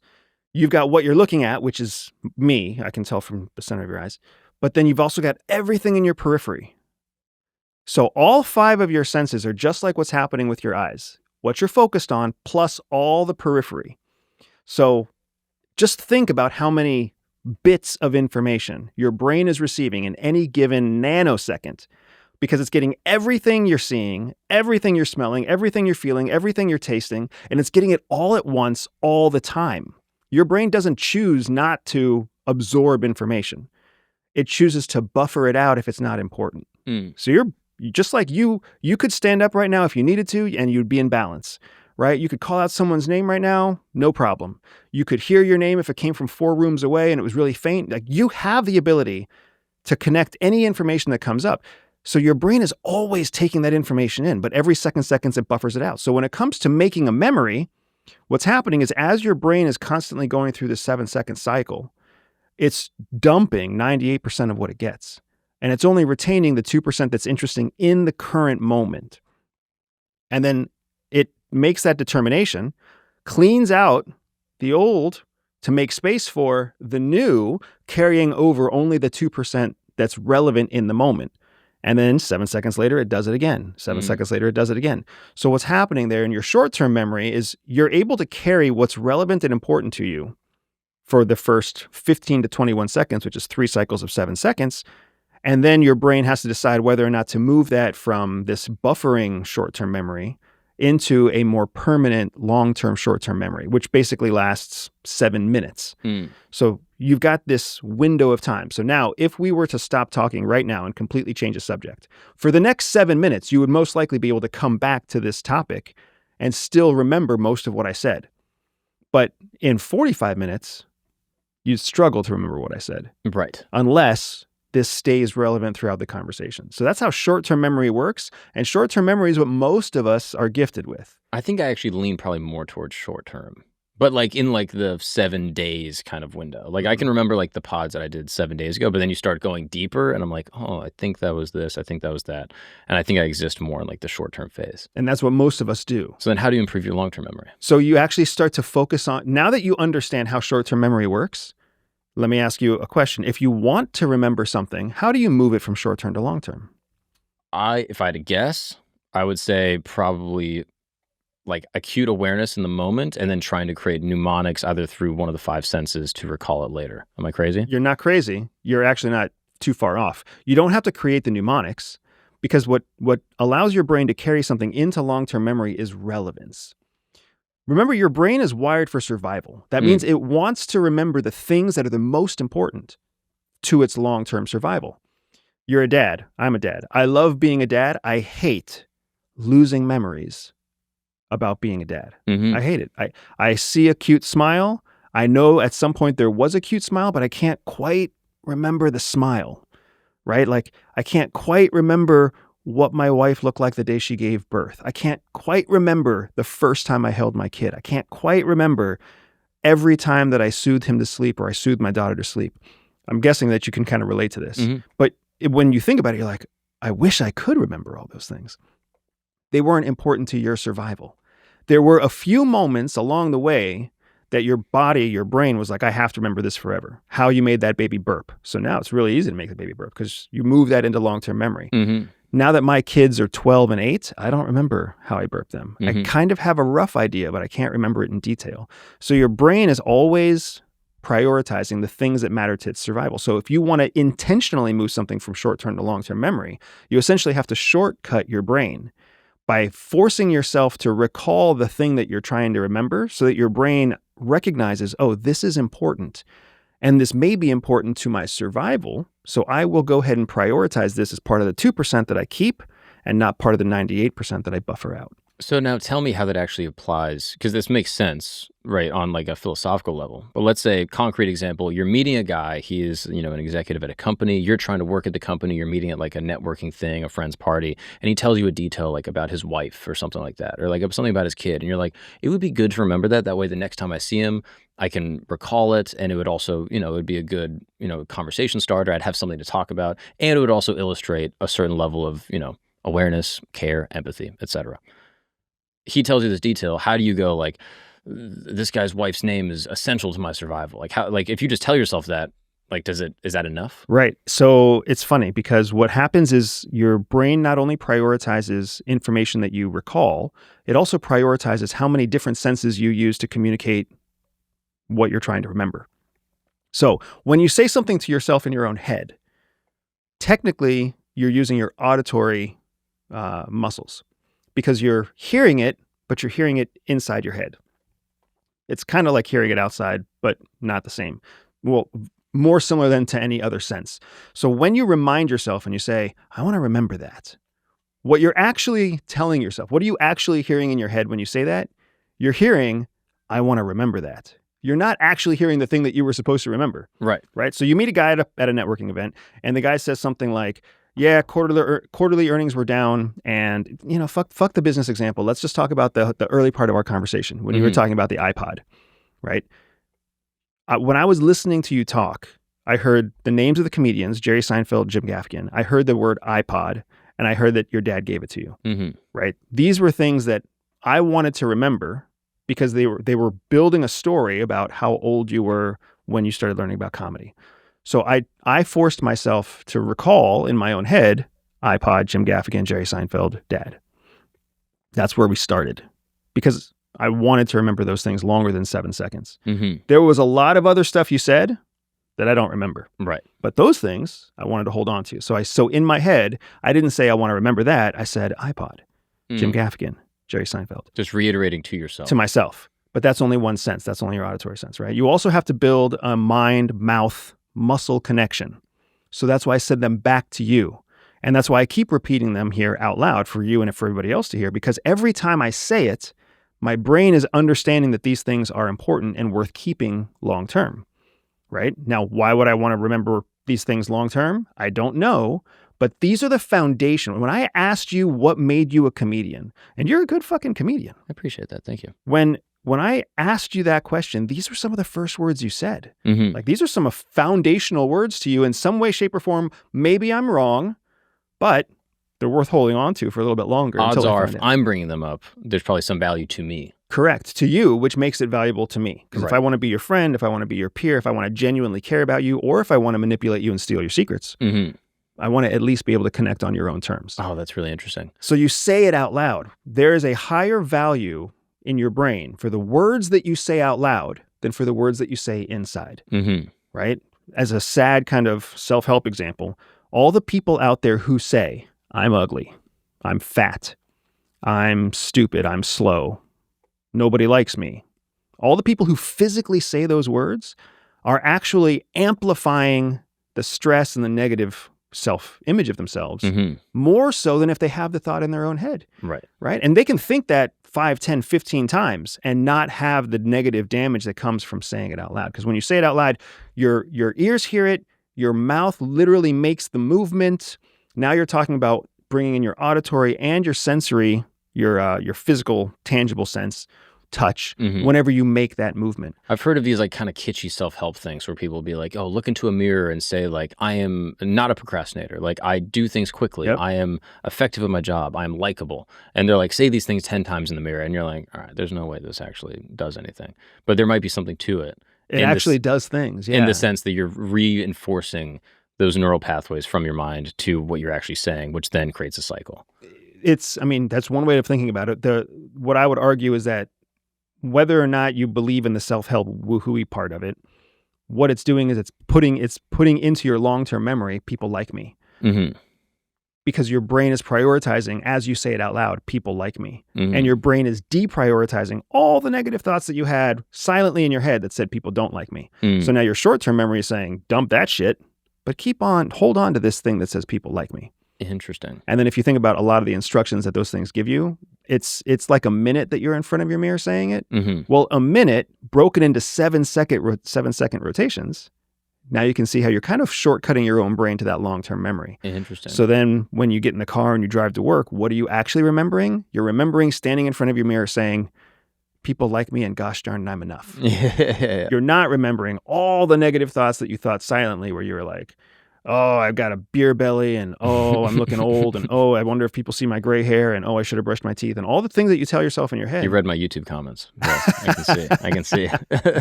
That's interesting. But those are only two of the senses. Those are only two of the senses. Do you try to incorporate all of them in some capacity? So then you end up, eventually you'll end up writing things down. So if you really want to keep things long-term, the kind of 1, 2, 3 sequence that CIA teaches us. 1, you hear it. So somebody says something that's interesting to you, about their kids, about themselves, about their business, whatever, they say it to you, you want to find a reason to repeat it back. Mm. And it's really easy to repeat stuff back without sounding like a Looney Tune, right? Somebody's like, oh yeah, my daughter, Jane, just got accepted to UCLA. You can repeat that back and be like, oh, I love UCLA. Mm-hmm. I watch their games all the time. I actually had a friend in college who went there. What's Jane studying? Now, you've already just cemented those for at least the next 7 seconds, most likely the next 2 rounds of 7 seconds. Have you read any Chris Voss's work, Never Split the Difference? Yes. So he talks about this in his book where he talks about like vocal mirroring as a way to basically, create, you could say like social, cohesion with another person, specifically. Social capital is the word we use, yeah. Right. If he's doing like a interrogation, or not interrogation, like a negotiation with, someone that's holding someone hostage. And that he says, you can literally say the exact last sentence, word for word, over and over, and it doesn't feel weird at all. Yeah. So if you're like, oh yeah, my daughter's going to UCLA, you could just literally be like, oh, your daughter's going to UCLA. Or did you say LSU? I can't remember. UCLA. But you can say that and it doesn't feel weird at all. So like almost quite literally you can say the exact thing and they're just like, oh yeah, he's listening. He's actively listening.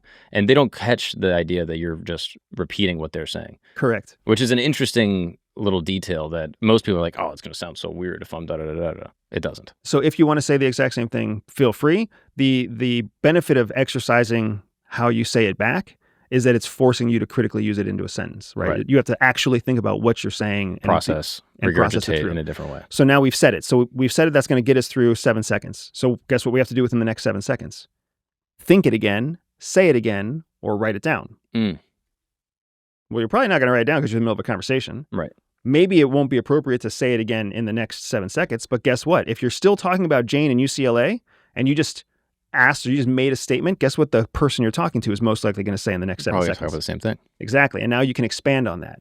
Oh, what's she studying? Jane's going to study accounting, like her mom. Mm. Oh, her mom studied accounting. What does she do with that? Is it business accounting? Is it personal accounting? Is it... And then all of a sudden you've got your next little chunk of information. And that moves on until you get to a place where maybe you've had a 5-minute conversation, a 3-minute conversation, and you've learned 5 or 10 things you want to remember. Now's a perfect time to step away from that conversation. Maybe you go to the restroom, maybe you go listen in on somebody else's conversation, but you pull out your phone, you open your tablet or your little notebook, and you make a few notes. Jane, UCLA, accounting, mom was an accountant. And now you've got these things there and you've written them down, right? Which uses your visual sense. It uses your physical touch, whether you write it down on paper, whether you write it down on your phone. If you want to, you can go back to the bathroom. You can say it to yourself. You can go out to the phone. You can go out to the car. You can actually pull out a voice memo, say it to a voice memo. And now you've got that kind of locked in and it's there. It's been your focus for about 3 or 5 minutes, which means it's almost guaranteed to stick with you for the next 3 cycles, 15 minutes. And then you go on to your next target and you have a conversation with your next target. And you do the same thing after that target. And then you go back outside again 5 or 7 minutes later and you write down your notes for the last target and you review your notes from the first target. And all of a sudden, interesting, it just starts building up. Is there anything to be said for novelty when it comes to sort of locking in information? Because this is a thing that I'll try to do, where anytime I meet someone, just for me, like, again, I think remembering people's names is just an important skill. Like, outside of like any type of, I'm not CIA yet. But like as far as like targeting and like trying to like get information from a specific target in, your line of work previously was very important. Whereas just for the average person, like it's somewhat important, but I think it's just a good ethic to remember people and details and just be like a normal human being that's not so concerned with everything that is happening inside my own head. And so what I'll do is I'll ask someone their name and then I'll often ask their last name because I've met very many Andrews, no disrespect, but I don't know as many Andrew Bustamantes, almost zero. And so I'll ask, and then when they say their last name, it'll trigger a novelty in my mind where I'm like, okay, these pairings of these two names, this is the only one I know. And it's a lot easier for me to remember. I'm curious in any type of like, memory formation as far as like CIA teaches, is novelty anything that is, you're trying to seek after? So what you're really getting at there is, I would argue that it's more mnemonic than novelty. Okay.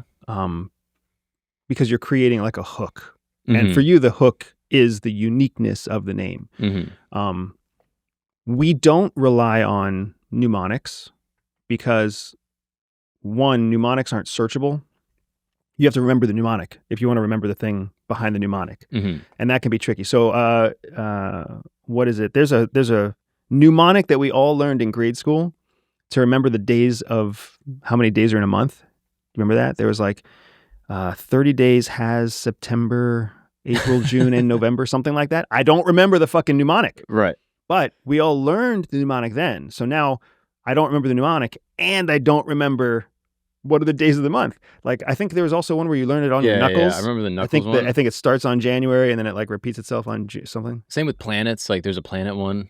I don't remember the planet one. I remember learning it. I remember knowing it when I took the test, but I don't remember. And now you know the problem with mnemonics. Right. Right. So you don't want to rely on mnemonics. What you want to rely on is a systematic way of prioritizing memories to get to the place where you can write them down. Because once something's written down and you know how to reference it, then you're good to go.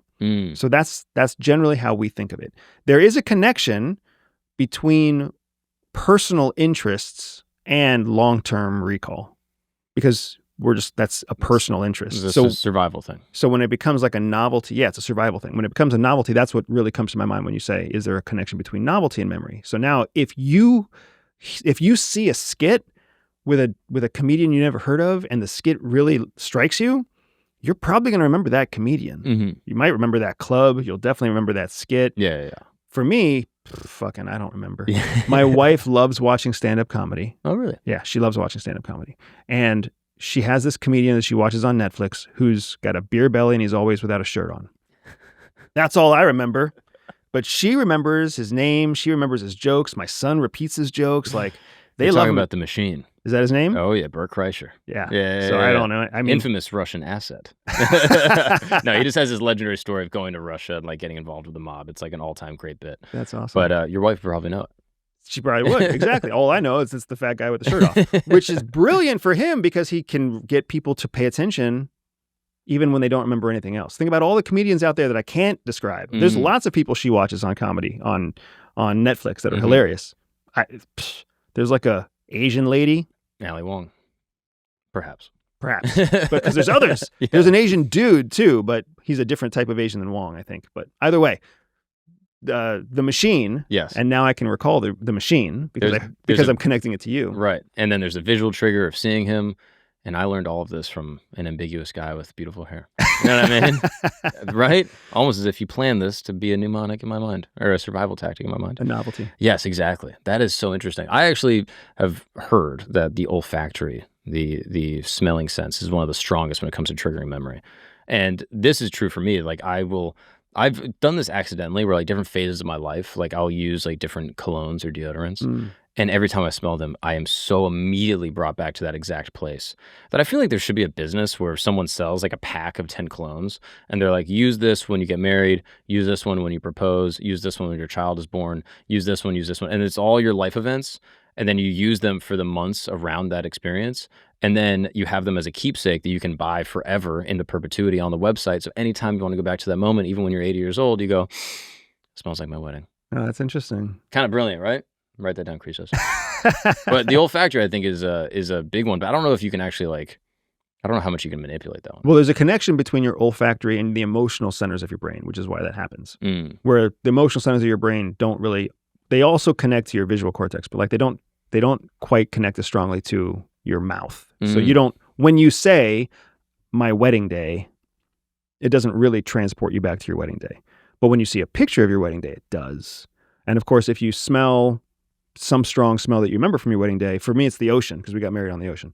So whenever I get a strong salt smell, not a fish smell, a strong salt smell, I'm taken right back to North Captiva Island in Florida. Right. And I remember getting married there. Interesting. Right. And that's for the people who have, whether it's chocolate cookies or whether it's orange peels or whether it's corn fresh corn growing, not corn cooking, or whatever it might be, manure or sawdust. Like these things take us back because it's got a really strong connection back to your emotional centers of the brain. But is that unreliable when it comes to remembering things? I mean, you can't manipulate it as easily for yourself to recall, right? Because it's emotionally tied. So here's when you meet a guy in a networking event, chances are you are living in your logical brain, your left brain. You are not living in your emotional brain, which is your right brain. But when you're sitting on grandpa's lap, learning how to whittle in his wood shop, you're in your creative right brain. So now the smell of sawdust in his wood shop connects with you emotionally. That's a great point. Yeah, and it's much harder, I guess, to create some type of apparatus for actually remembering things. Right, especially when you want to try to remember something. Right. I guess this could be another business, right, where you just have you have 50 different scents, kind of like the click pen where you could have a red pen or a blue pen or a green pen. It's almost like click. I really want to remember this. Oh, this is going to be my. I don't know if it would work as well. Scent number 18. I don't know if it would work well for the operative folks. You know what I mean? You're trying to get intel from a guy. You're in a bazaar somewhere, and you're like, hang on one second.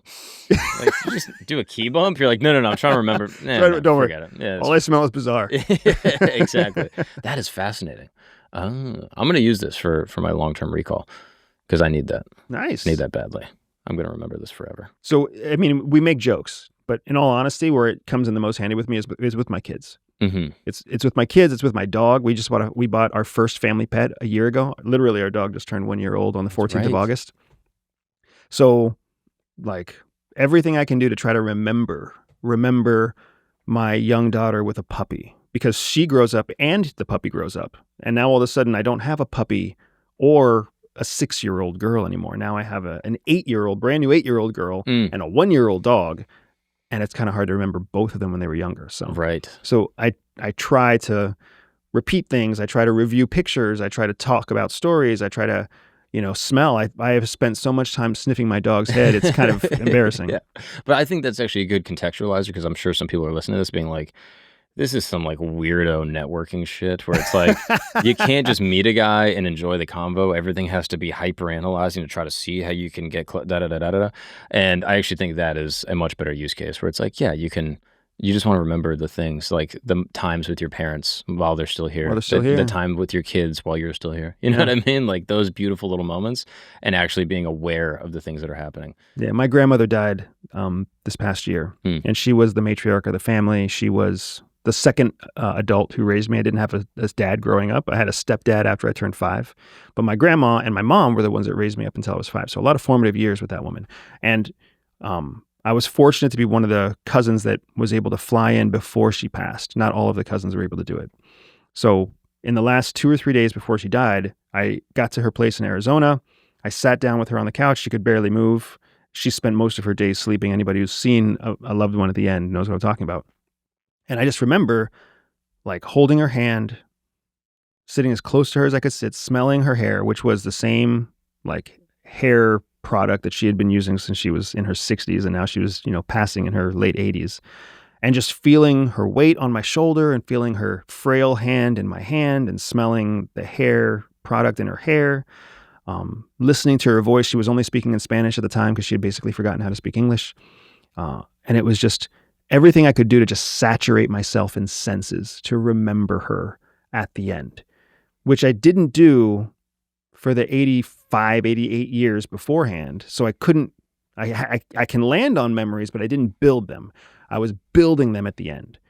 And that's just something that we have to understand we can control. You can build whatever memory you want to build.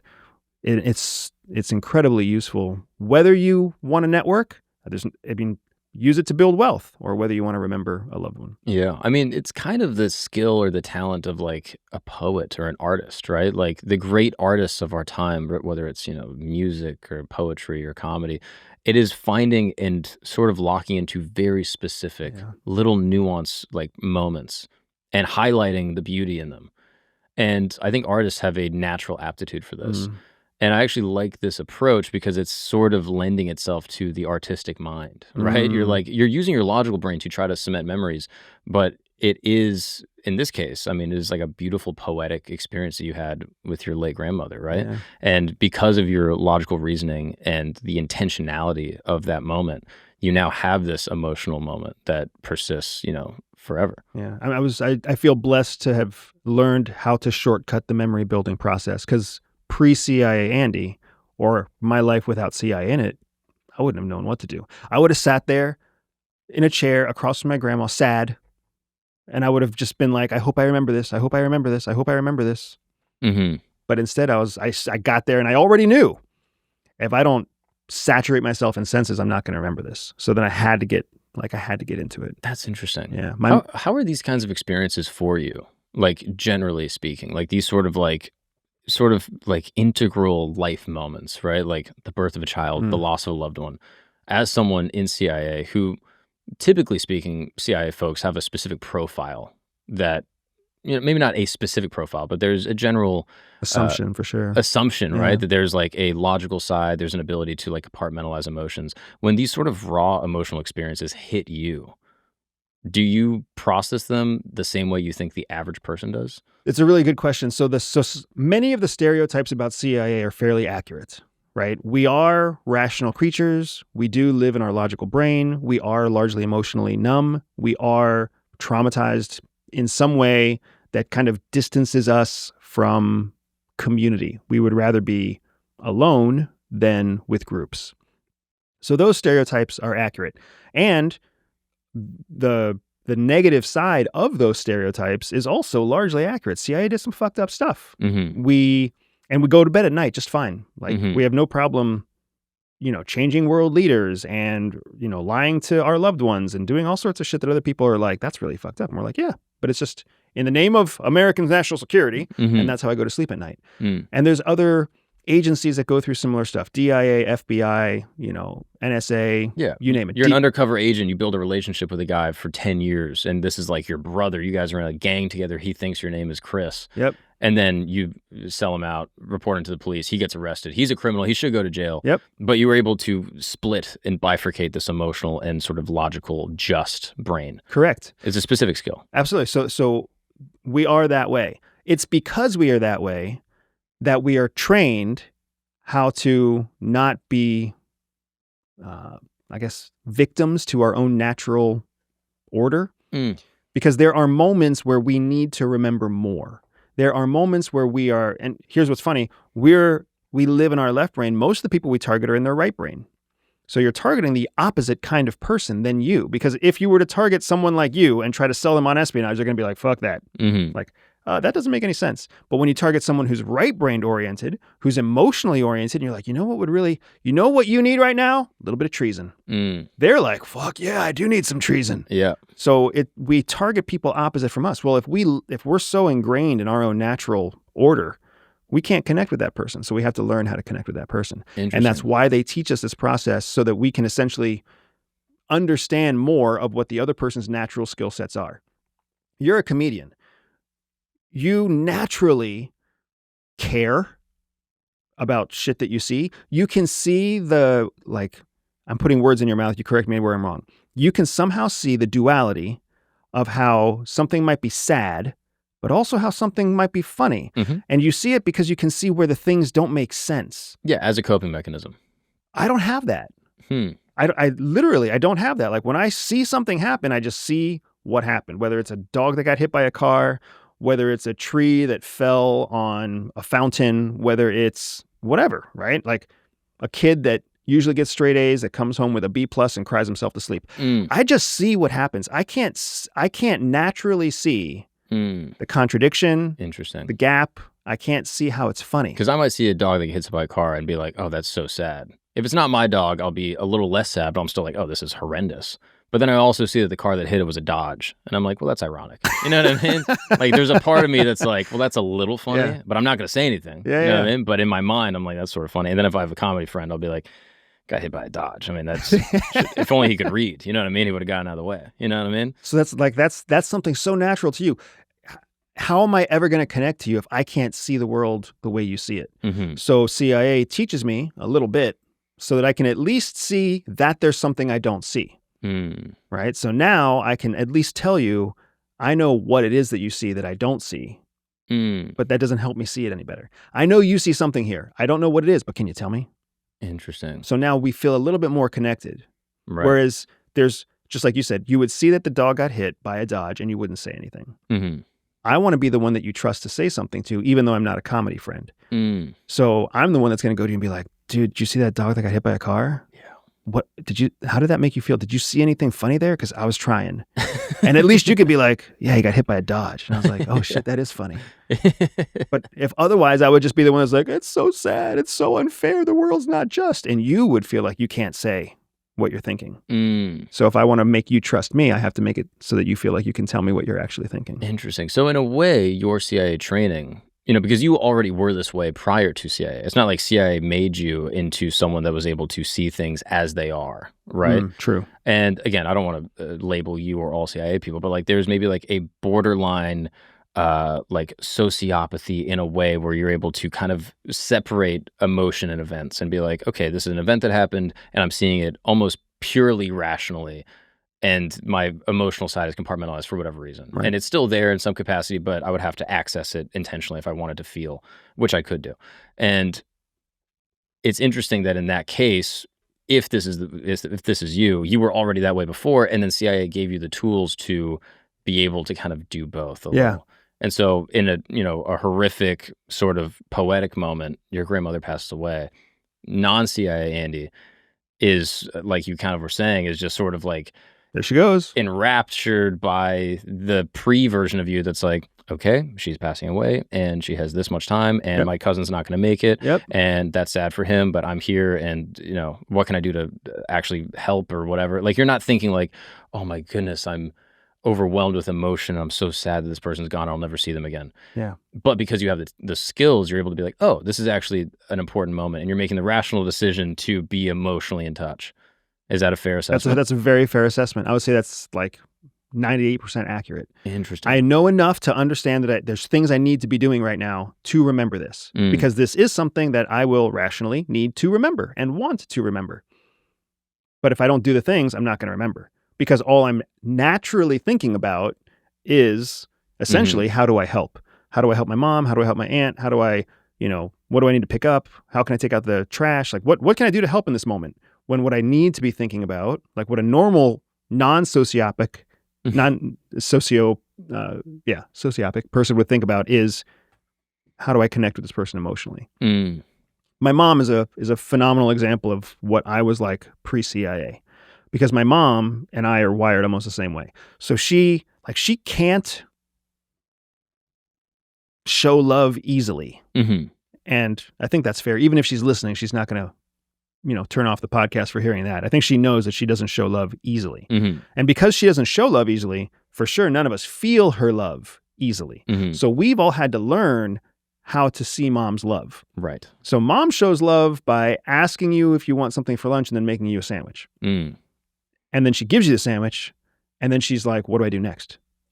Right. That's her way of showing love. She doesn't give hugs. Mm-hmm. She doesn't say she's proud of you. She doesn't cry. She doesn't give kisses. Like, she doesn't tell you she's loved you. She doesn't tell you she's, she doesn't say that. That's not how she shows love. Right. She shows love by, mopping the floor 3 times, cleaning the countertops, and making sure that you walk into a kitchen that's in perfect order. Right. So that she can make you a sandwich. Yes. And then what's the next thing? What's the next thing? What's the next thing? Like, that's the way she lives. And that's exactly how I am wired too.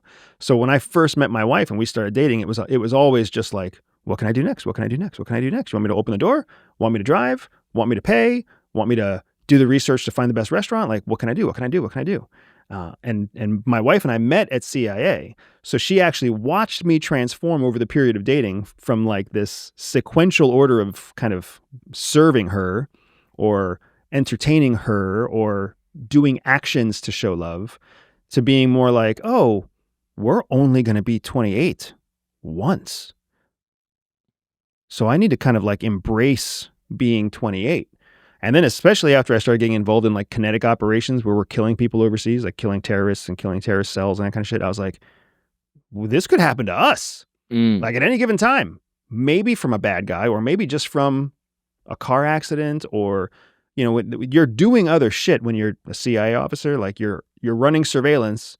You're actually spending more time looking behind you than in front of you.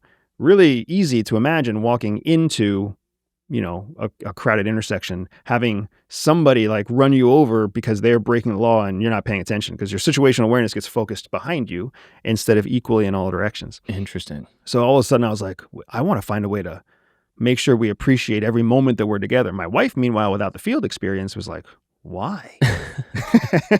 Why? We're going to be here. It's going to be fun. We're going to be old together. I'm thinking about, like, my wife would be like, I can't wait till we're sitting on rocking chairs at the log cabin someday. And I'm like, I don't think we're going to make it to a log cabin someday. Right. So, or the confidence or the assurity. You're like, this is on borderline delusional. Yeah. Right. Like, Yeah. do not recognize that like anything could happen at any moment. But again, people are kind of wired in different ways. So I'm curious, like this borderline sociopathic tendency, which again, I don't want to label you. Yeah. Is that like a fair assessment? Yeah. So I would say when you're talking about a CIA field officer, the official psychological term is we have antisocial personality disorder, ASPD, right? But we're on a spectrum, like all people are on a spectrum. So we have high functioning ASPD. So we are antisocial, which really just means we don't believe we fit into social norms. Mm-hmm. A lot more people than we would anticipate are actually antisocial, but they're just not clinically, measurably antisocial. I feel like comedians, broadly speaking, kind of fit this in some capacity. Yeah. Like you feel like you're on the periphery of society a little bit. You're like, I'm in it. I like being in it, but I'm noticing things or finding humor in things that most people don't. And they're sort of shocked or kind of disgusted by the acknowledgement, Yeah. And so I think comedians do that, broadly speaking. So I would say in that's a very fair way of highlighting our antisocial behavior and our sociopathy. We are not part of society. We're on the outs. We see ourselves on the outside. All CIA does is it teaches us how to accept we're on the outside and then operate in those margins in a way that benefits us. How much of that? Because again, I'm drawing parallels again, of course, like as a comedian, I'm always finding things that connect to my line of work and the people I fraternize with. But how much of that do you think is socially instilled through trauma, the dynamic you grew up, the place you grew up, versus just a natural order, genetic, you got it from your mom, or how much is in the middle where it's both? It's a fair question. So in my experience, I would say it's probably like 70-30, 80-20, majoritively learned. That would be my personal experience as well with a lot of comics. Yeah, I think there's an element of it that you're born with, but just like anything, like if you're a born runner and nobody ever teaches you how to run, you'll be fine. You're not going to be elite. Correct. But when you find a born runner and you teach them how to run, now all of a sudden you've got an elite athlete. Interesting. So there's a lot of people out there who are on that 70-20, 70-30, 80-20 spectrum, but they're born to a loving household where people show affection and where, it's a highly religious household. So then they learn that order is important. Right. And now even though they have a kernel in their mind that's like, maybe I don't fit in. They're like, no, I have to fit in. Right. Whereas for me, I grew up in a household where like only the strong survive. And I was kind of like, I'm not as strong as some of these people, so I don't fit in. What's up, guys? We're going to take a break really quick because you need to rebrand your crotch. That's right. You need a full rebrand on your dong, and you're going to do it with Blue Chew. Because Blue Chew, their tablets aren't just for better sex. No, they are like if Tony Robbins gave a motivational speech right to your wiener, you know? I mean, you're going to feel amazing. Look, I just took one of Blue Chew's tablets today, and suddenly, I mean, look at me, I'm glowing. This table, absolutely getting crushed underneath it, right? My penis is giving a press conference, okay? Feeling great, never been better. So whether you're trying to make, you know, a memorable moment with your sweet love, or you're just trying to give, you know, a friend of yours or a girl you know, like some crazy group chat fodder, something for the girls to gossip about, Blue Chew is absolutely the chewable tablet delivery service that you need to bring the thunder. And the best part is that we got a special deal for the listeners of this lovely program. Get your first month for free at bluechew.com. Just use the promo code GAGNON at checkout. All you got to do is pay $5 for shipping. That's like a cup of coffee, all right? $5 for shipping. You're going to get free Blue Chew straight to your door. So upgrade your legacy. Let your name ring out for eons. And let's get back to the show. Did you know this as a kid? Like, when do you think that came online for you? That, like, you know, some traumatic thing would happen and people would be like, are you okay? And you'd be like, what do you mean? And they'd be like, do you need emotional support? You're like, why? So I think I started realizing that I wasn't like emotional when I wasn't correctly tuned for emotion. I should say that. I was an emotional kid. But when I was like 8 or 9, I think my parents put me into some kind of therapy. And this is like 1988, 1989, before therapy was a thing. When you say you think they did. Oh, no. I know they put me into therapy when I was less than 10 years old. I think I was 8 or 9 years old. And that's when I think I realized there's something wrong with me. Because in my mind, my logical mind, I was like, there must be something wrong with me. Right, I'm talking to a professional doctor. My parents are putting me in a therapy session. And the doctor is asking me, how do you feel about this? And how do you feel about that? And I'm telling them how I feel about this and how I feel about that. And they're writing a lot. They're like, go on. Yeah. Yeah. So even as a little kid, right, as a 10-year-old, I'm like, I guess these things matter. I guess these things aren't normal. And the equation in my head became, how do I need to act to not get sent back to that guy again? Right?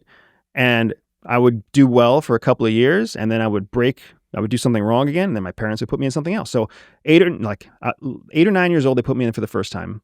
I think 12 or 13, I went back in for a second time to a different therapist, a different psychologist, right? And it was a different time in my life. So when I was 8 or 9, it was because of the way that I was treating my sisters, because I had 2 younger sisters. And I was always emotionally distant, and according to my parents, like I didn't act towards them like they expected me to. My sisters would show me affection, and I was cold. My sisters would, offer me help or favors or whatever else, and I never showed any reciprocity. And my parents were like, thought there was something wrong with me. They're like, is this the kind of kid that's going to like molest his sisters or something? Is this the kind of kid that's going to hit his sisters when we're not around? Can we trust him? And of course, a lot of this was my stepdad, because my sisters were his full daughters, and he was my stepdad. So he was kind of like, what's this fucking broken toy that came along with my wife for our marriage, and is he going to spoil my daughters? Affecting my kids and other kids around me that then I'm going to have to deal with, Correct. So, I was very manipulative. I would lie with a straight face. I would defend my lies tooth and nail to like, even when evidence was sitting in front of me, like little 9-year-old stuff. Well, to me, 9-year-old stuff, but I'm sure that, plenty of 9-year-olds who are not like that. Sure. So then when I was 12 or 13, it became an anger management thing. Then my parents were like, he's explosive and he's vengeful and, whatever else. Like, I think I kicked a dog or something when I was 13 years old. There was a dog that was barking. I didn't like that it was barking, so I kicked it. That sounds fucked up to a lot of people, but to my 12 or 13-year-old self, I was like, how do I shut this thing up? Oh, I know how to shut it up. Right? And then it just goes and runs away. And once it worked there was absolutely a side of my brain that was like, oh, this must be how you stop a dog from barking. Interesting. Doesn't work for all dogs, because I would never kick a dog that was big enough to eat me, but like a little bitchy dog, for sure. Interesting. So there's these things that are just antisocial. So they kept putting me in therapy, and my calculation every time I went to therapy was, how do I not go back? But the moment when it really clicked was when I was in the military. I was at the Air Force Academy, And my freshman fucking year at the Air Force Academy, the commander of my squadron puts me into anger management counseling with an Air Force therapist who then makes me keep a journal for like the next 6 months, journaling my emotions about being in the military. And that was when it really, really clicked. I think before that, I was always like, how do I not end up here again? How do I not end up here again? And then when I'm like an adult living on my own in college and I end up there again, that's when I was like, well, shit. Interesting. This is just the way I am. And I'm flawed. I'm broken. There's something wrong with me. When CIA was like, everybody in the room, you've probably had these experiences. Like, and you've probably thought you were flawed or broken. Well, now we're going to teach you how to use it to your advantage and how to act like you don't have it. Interesting. And now I'm sure the training was probably therapeutic in some ways as well. Yeah, there's a word, and I forget what, it's a beautiful word and it's a cool scientific word, and I don't remember what it is, but it's almost like relieving, right? It is therapeutic, but it's almost like, yeah, it's a relief because now you're like, oh. It's like catharsis in a way. That's it, cathartic. That's the word. It's a cathartic experience because you're like, no one's ever going to know again. Right. I'm never going to have to deal with it again. I'm never going to be sent to talk to some fucking shrink again. I'm never going to have to pretend like I care again. Like now I can actually just be myself. Interesting. Now, even the way you're describing it now, I find fascinating. Right? Because you can see something funny about it because you see something that I don't see, but I wish I could see. Right. Because you're describing like this anger, this like internal fire, which for the record, I mean, all the years I've known you, I would not have pegged. You know what I mean? But like, obviously, like having a CIA background, I'm like, okay, there's definitely a sense of like analysis and, like emotional disconnect that probably goes along with it. I think this probably extends to a lot of military folks, but like CIA, I think probably namely. And then like even your connection with like reggae music, I find to be a really interesting like emotional conduit because I feel the same way in a lot of ways where like I'm like deeply emotional, deeply empathetic, but then also simultaneously sort of analytical in a way to create jokes as a coping mechanism for the discomfort that I feel emotionally. So like two things will happen where like an event happens, I feel sad, but then my logical brain goes, oh, but this is funny. So it's actually not sad. And so I'm feeling both. Yeah. Where it seems like for you, it's not necessarily both. Yeah.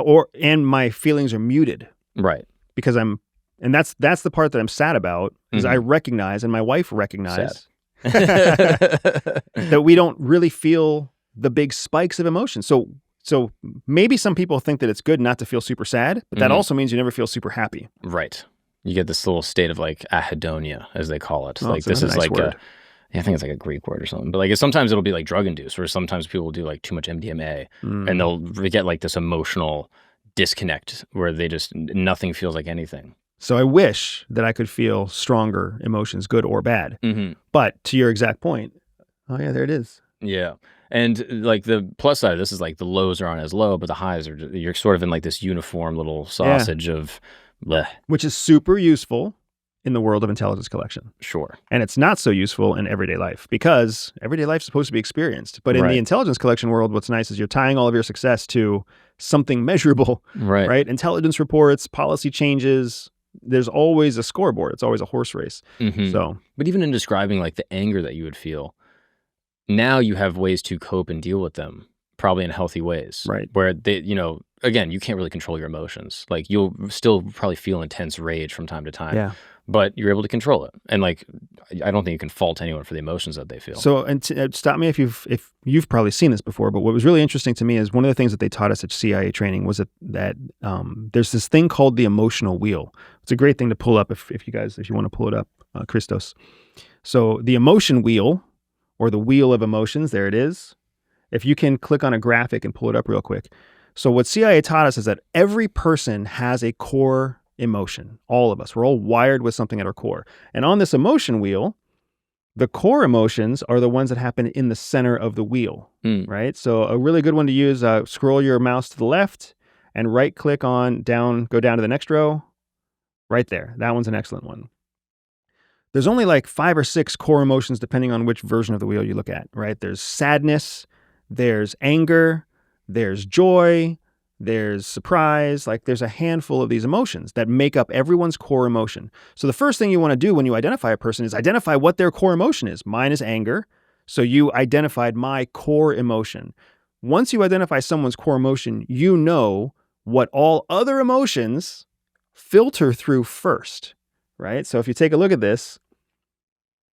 Okay, so I see anger here. So there's anger, right? So now if you look at the center, it tells you the core emotion. And then if you look at the next ring out, what you start to get into is what are some of the words they use to describe their core emotion. Because most people are actually ignorant of their core emotion. Instead, they're sensitive to the things that are on the second ring. I feel mad, I feel hurt, I feel threatened, I feel distant. Normally, you would never think that someone who's emotionally distant is angry. Interesting. But this wheel helps you understand what they're actually feeling. You would never necessarily think that someone who feels hurt feels angry. You might think, oh, I hurt them, they must feel sad. Oh, they're distant, they must feel sad, right? So you get these different, so now happy people, right? A proud person, somebody who feels pride often, at their core is a happy person. Which is why people can accomplish a shit ton and never feel proud of themselves. Because if they're not happy at their core, they're never going to feel proud of themselves. Right. So you and I don't know what you are, but for me, I am angry. Doesn't matter how much I accomplish, no matter how much pride other people have in me, or no matter how much, people might be like, wow, that guy must feel super proud to be publishing a book or viral on the internet or whatever else. I don't ever feel pride. I just feel angry. I feel angry because I'm like, why the fuck did it take so long to publish a book? Or I feel angry that I'm like, I'm talking about something that makes me angry and then it goes viral on the internet. I'm like, why the fuck would people like that? That's so funny. Right? And it's just, why are people so stupid? This is the kind of stuff that goes through my head all the time. It's always like anger first, something else second. Now, is it possible to change that core state? No. You can't change the way you're wired. You can't. So this is also something that I find fascinating that CIA gave me that I teach every client I have, right? You cannot change your core personality. You cannot change your core emotion. Can't change them.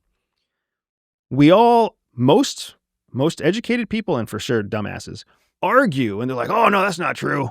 I changed myself. Right. I used to be this when I was a kid and I'm not that way anymore. Fuck you. Yes, you are. You are the same way. What's happened is you've trained yourself in coping mechanisms and you have more resources now than you did when you were 12. Because now you have money, you control your own schedule, you have your own time. When you were 12, you were a slave to somebody else's schedule. You didn't control. So you have more resources now than you ever had before. What's important about the core emotion and the core personality is that when all of your resources are stripped away, this is how you are. So at 11 o'clock in the morning, after a solid 8 hours of sleep, you can pretend to be whoever the fuck you want to be. But we both know that at 2 o'clock in the morning, when your kid's woken you up 3 times because one of them's throwing up, this is the way you are. Now, correct me though, because it seems like even in that case, most people would not be a happy core. Right. I would guess most people exist somewhere between like anger, fear, sad. Yes. Because again, I think as human beings, as Homo sapiens, like we have like risk aversion and we want to survive. And survival, I think, is largely predicated by, like fear, like being anxious, being paranoid. Typically, those people in broad sample sets will probably survive more than people that are peaceful. Yeah. So you've got a bell curve, right? There's a bell curve for all things. Mathematics is something that can't be avoided. So inside that bell curve, you're exactly right. Angry people, fearful people, sad people dominate. Disgusted people dominate the curve. But on the outsides of the curve, that's where you have like your weirdly happy people, and then you have your weirdly sad, weirdly scared, weirdly paranoid people, right? The guy who never leaves the house and the guy who never locks his door, right? On the outskirts. Usually as you go from the bell curve to the outsides, what's happening is you're getting into people who have mental health issues, right? There are some people who are just completely oblivious to what's obvious. And then you've got other people who are so chemically flawed in their brain that they can't measure risk appropriately.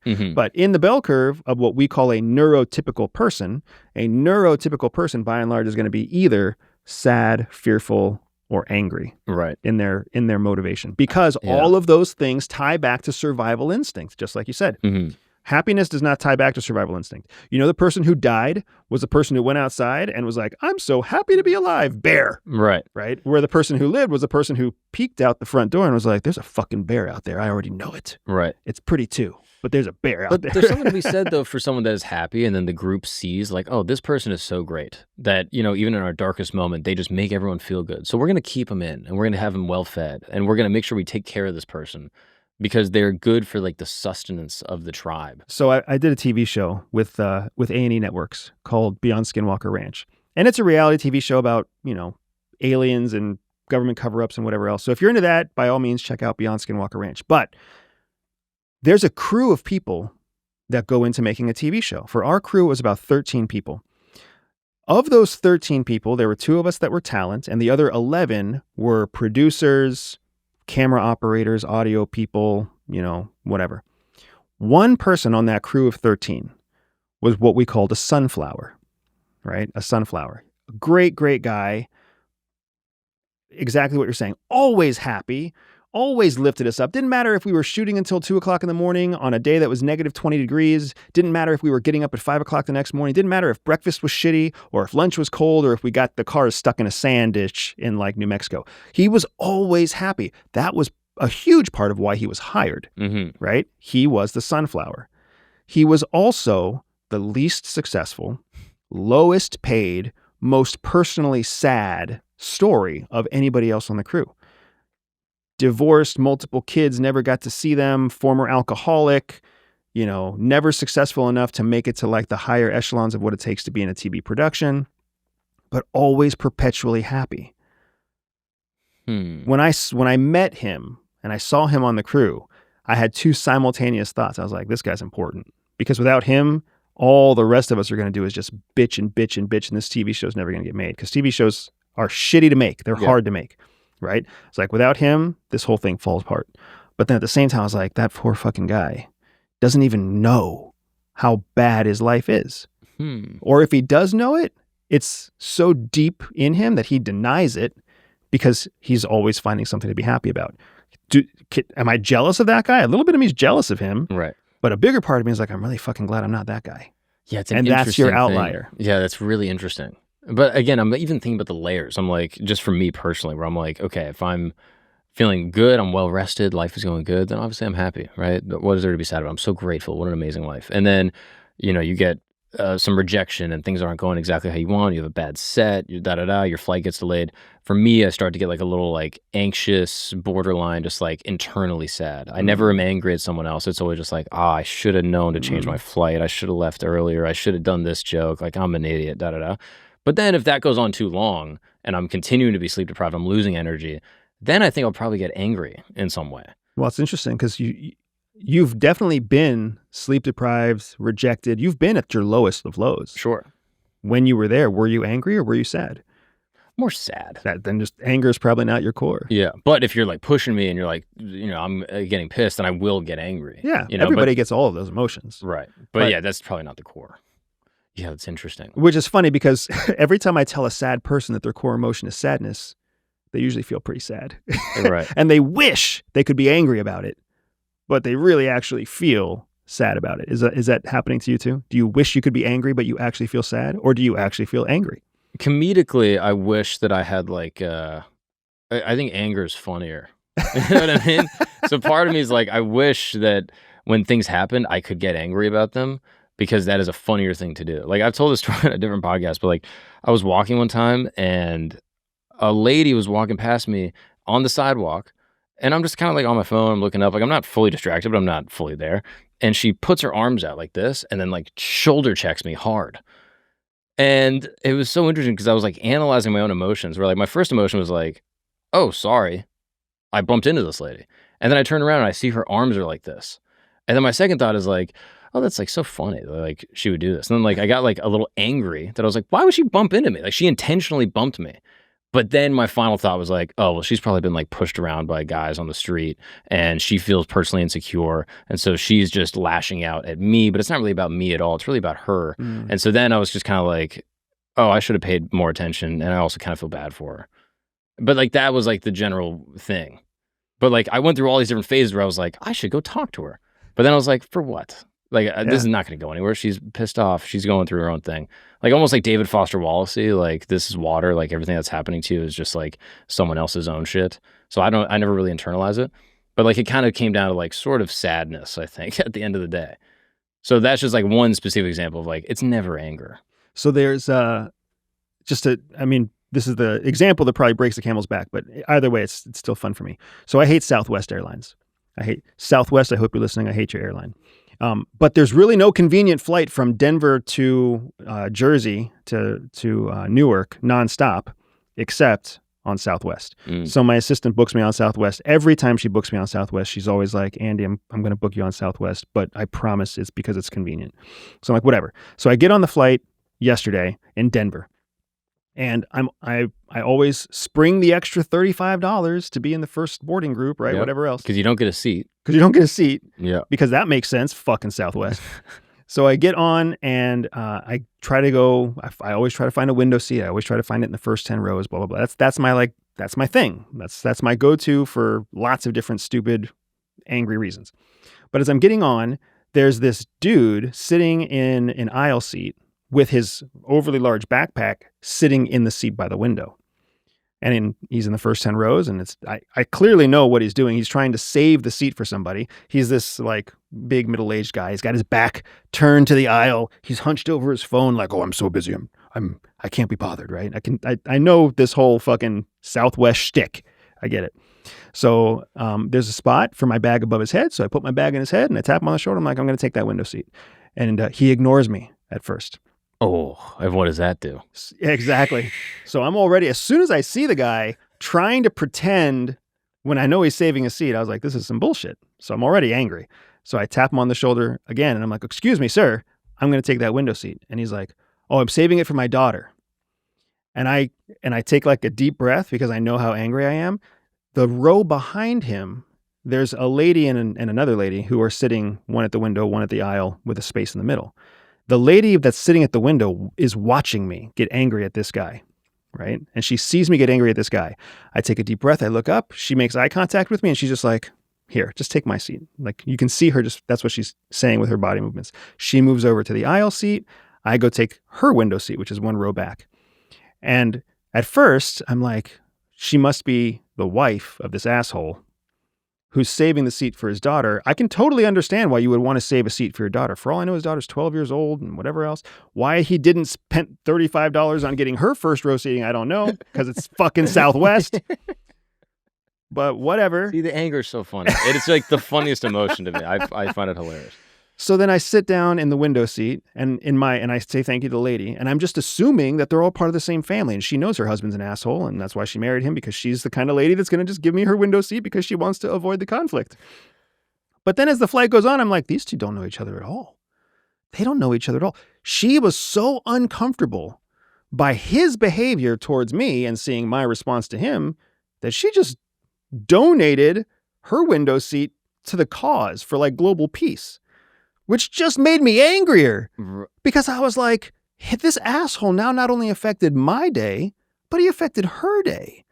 And I'm like, and now like there's two people who are unhappy here because Dickwad didn't want to spend $35 to sit with his daughter to get on in the same boarding sequence as his daughter, right? And then after the whole thing kind of unfolded, because his daughter was apparently like in D99 or whatever the fuck, by the time his daughter actually got on the plane, there was no place for her to put her bag. So then she ended up having to sit in the back of the plane anyways, and he was criticizing his daughter.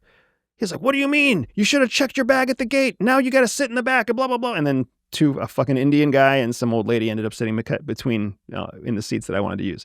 And so this guy not ruined. This is my over angry, right? Right. He affected my sequence of events. He affected the poor fucking lady sitting next to me sequence of events. And then he made his daughter feel public shame as he's yelling at her on the plane at the end of the boarding sequence. This is fascinating. United would have never let that happen. But even this as a case study for the way you see the world is that there's injustice. And this is the benefit of anger. Which is why this is something that like I've almost worked on. I've actually had this as a conscious thought where I'm like, I need to feel more anger because it is the only emotion that rectifies injustice effectively, right? Like this guy is creating an injustice. He's doing something wrong, and you need angry people to stop that. And I don't necessarily access that emotion immediately. Like the way I would have dealt with this is I would have walked up, I would have seen the bag, and I probably would have been like, "Oh, this fucking guy. All right, let me take another seat, whatever." Let me take another seat. You Maybe if avoid there's it altogether. only one more window, and I really want that window seat, I'm gonna be like, "Hey, man, do you mind if I sit here?" And he's gonna go, "Oh, it's for my daughter." And I go, "All right, dude, all right?" And then I would have sat somewhere else. And then, because in my mind, I'm like, who am I to create a problem for everyone else to now witness this whole fiasco? Potentially, this guy tries to like cause a problem. I'm thrown off the flight because my own ego got in the way of me just taking a middle seat somewhere, whatever. And I just kind of am like, let me just keep the peace internally because I'm like, who am I? Because again, all of the emotions go internal, right? It's never about this guy. It's always about how am I reacting to this guy? Probably as a coping mechanism, like almost like a borderline stoicism, kind of like, life is what happens, but more how you react to it. That going back to that 70-30, 80-20 thing, right? Mm-hmm. You may also be wired to internalize the responsibility, because that's really what you're doing, is internalizing the responsibility, making things your responsibility that aren't your responsibility. Oh, of course. But then layered all the time. But layered on top of that is could be what you learned. Mm-hmm. Right? Yes. Yeah. Again, like I feel responsible for people's emotions. You know what I mean? Like I make a comment. Like I might be like, oh, like, how's your grandma? And then you'd be like, oh, she passed away. And then I would feel like so an guilty because I, for some reason, think I'm responsible for your emotions. Whereas what I did wasn't malicious in any way. Right. And what's really interesting is, when people ask me about my grandmother's passing, I never feel sad or angry that they asked, because it takes me back to the memory that I built. Right. And then I'm like, oh, I'm so glad I built that memory. And I smell her hair and I feel her little frail hand. And you're glad that I asked. And I'm glad that you asked. I'm over here being like, why isn't that insane? Do that? Oh, I feel so terrible. I'm so guilty, Yeah. But it is an interesting way to cope. So, okay. So I guess to button this topic, is there any advice you have for people that deal with these kinds of like emotional triggers, or like maybe they, might not feel the full scope of human emotion. Maybe they're even, on the spectrum. You know what I mean? Like maybe they have a autism spectrum specifically. Yeah. I know there's this CIA spectrum you talked about, which might be the same spectrum. But do you have advice for them as far as like accessing emotions, dealing with sort of inappropriate emotional outbursts, whether it's, like massive depressive episodes or anger or anything like that? So the emotion wheel that we pulled up is a fantastic place for everyone to start. So whether you feel high highs and low lows, or whether you recognize that you're one of those people who doesn't really ever spike, you feel different emotions, but you're kind of neutral overall. You're always in second gear. You're never in overdrive.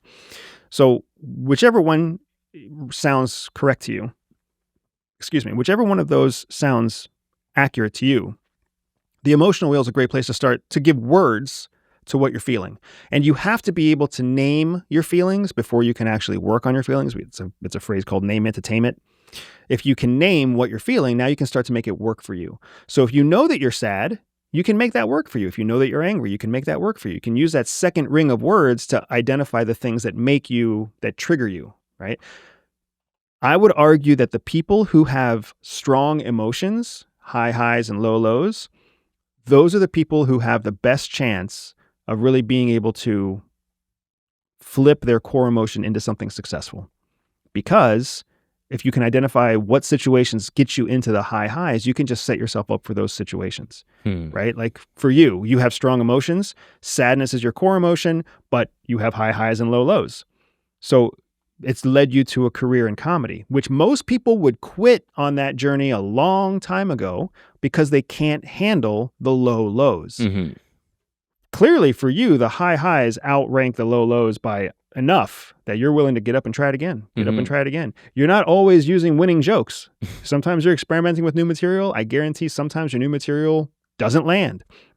But you can weather that storm because of those high highs and low lows. Where somebody who's emotionally kind of in second gear all the time, it's not worth it. The highs aren't high enough. The lows aren't low enough. There's got to be some more efficient way to use my time. Right. So if you are one of those people that's in that kind of drivetrain, really what you need to do is visit my website, because we'll teach you how to live outside of society in the highest quality way, right? EverydaySpy.com. Right. But those people already know that they are not normal, right? The person who is normal is a person who has big emotional spikes because that's a healthy, neurotypical brain. If you're on the antisocial personality disorder spectrum, if you're a psychopath, if you're a sociopath, if you're, if you have less high functioning autism, then you want to find a way to make the most out of it because it's not so natural to us. Right. And it's better for you. It's also better for society. Right? Like if we're not going to fit in anyways, yeah. So we might as well pretend that we fit in and let society keep rolling. Right. There's no need for like someone's anger to, ruin someone's day because they got cut off in traffic. You know what I mean? Like, and you're fucking holding the gun out the window. So in our society, this is one of the things again that makes me angry, but it's the truth. If I would have thrown a fucking fit on that Southwest flight, I would have been wrong.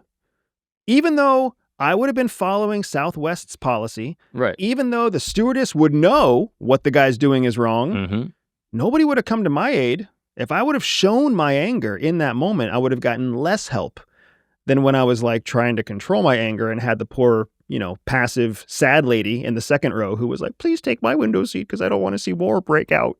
That's so funny. And just like that is the world that we live in. The reason that strongman authorities are taking over governments, the reason that we see a strongman in Israel, a strongman in North Korea, a strongman in Russia, a strongman in the United States, the reason we keep seeing strongmen leadership instead of democracy is because of all the other countries who are like, take my window seat. Interesting. That is such a fascinating way to apply that. Were you plotting vengeance? Be honest. Like, was there a little part of you in the back of your mind that was like, oh man, I hope it's like he like spills his water on his lap? Oh no, there wasn't anything like that. I didn't even think of that. I wish I would have thought of that because then I probably could have like banged a seat at a time. No, instead I kept biting my tongue against saying something snarky. Right? Yeah. Like when the old lady sat next to him, I wanted to be like, looks like your daughter's a little bit older than you. Yeah. But that wouldn't have gotten me anywhere. Oh, because in short, I've told the story before, but this is just too keen of an opportunity. Me and my buddy were flying Delta, assigned seats. He's in the window. I'm in the aisle. I love the aisle. I like to get up and go pee. Older guy, sits down in the middle. He goes, hey, buddy, is there any way I can sit in the aisle? I just got back surgery. It would really help me. I got to get up and pee. My prostate's messed up. I said, you know what? Sure. I'm a young dude. I can sit in the middle. It's like a 2-hour flight. Not a big deal. I switch with him. As the flight goes on, he gets younger and younger. He started off as a 90,000-year-old man. And by the time we landed, he was like 55. And he was like spry. He's talking to the guy next to him. I'm realizing he's with a group of like 6 guys. I'm asking what he does for work. And he's like, oh, I'm like a contractor. And I was like, hang on a second. And he's like just getting younger. He's like when he first came on the plane, he had like fucking white on his teeth, on his mouth. Like, and then when he lands, he's like handsome and young. And I was like, what is happening? And then at the very end, as we're landing, he goes, hey, buddy, by the way, good luck with your shows. You're a comedian, you're going here for some shows, you're going to do great. I just need to tell you, my back's fine. I didn't want the middle seat. And I was like, yeah, I had a feeling. And he goes, but hey, this will be good for one of your skits. Oh my gosh. And then all of his buddies turn around, they start laughing. He's high-fiving them, they got off the plane. And in the back of my mind, I'm just like, God damn it. I'm like so pissed. And I thought of vengeance. And my vengeance was this. He had the audacity to give me his number. And he goes, I would love to come to your show. Let me know where I can get tickets. And I go, dude, don't even worry. I'll get you some tickets. Oh my gosh, man. You and I are so different. But wait, my thought was this. I was going to text him and say, hey, I got you tickets. Just come to Will Call. Here's the venue. He was going to show up. No tickets. And I would have just texted him and he would be like, dude, where are the tickets? I'm here. I'm with 3 people. I can't get in. I'd go, sorry, bro. Only middle seats available. That was going to be my ultimate vengeance. But I didn't. I just dapped him up and said, yeah, man, whatever. See you later. Never texted him though. I got my get back. Don't worry. So I feel like there's good vengeance because right now there's like 60,000 people listening to this story the second or third time that you've told it, and they're all hating that one guy. Oh my gosh. Yeah, I know. And if he's a contractor, he will eventually have back problems. So yes, that is true. That's but nice then vengeance at the same too. time, I'm like, do people even have free will? He didn't know what he was doing. He's an old guy. Whatever. Like, life is life. What am I gonna? Anger is a coal. The longer you hold on to it, it only burns you. Okay. This is Buddhist philosophy. I like the Buddha. Well, Boost, I really appreciate this. Thank you so much, brother. My pleasure. I think everyone should go check out the book. We're going to have the description, links to the book, as well as your channels and everything like that. And as always, I'm very grateful for the perspective and for the information. Thank you so much. My pleasure. Whenever you're back in New York, let's do it again. What's up, people? Quick announcement. If you are a fan of Camp Gagnon or Religion Camp, I have great news because we are dropping History Camp. That's right. This is the channel where we're going to be exploring the most interesting, fascinating, controversial topics from all time throughout all history. Right? You probably know about Benjamin Franklin, Thomas Jefferson, Nikola Tesla. Interesting figures from history, and you probably learned about them in school and they were pretty boring, but not here. No. As you know, I was raised by a conspiracy theorist, so I'm going to be diving deep into all of the interesting, strange, occult, and secretive societal relationships that all of these famous, influential men from our shared past have. So if you're interested, please go ahead and subscribe to the YouTube channel. It will be pinned in the description as well as the comments. And if you're on Spotify, this doesn't really apply to you, but these episodes will be dropping as well. Just go ahead and give us a high rating because it really helps the show.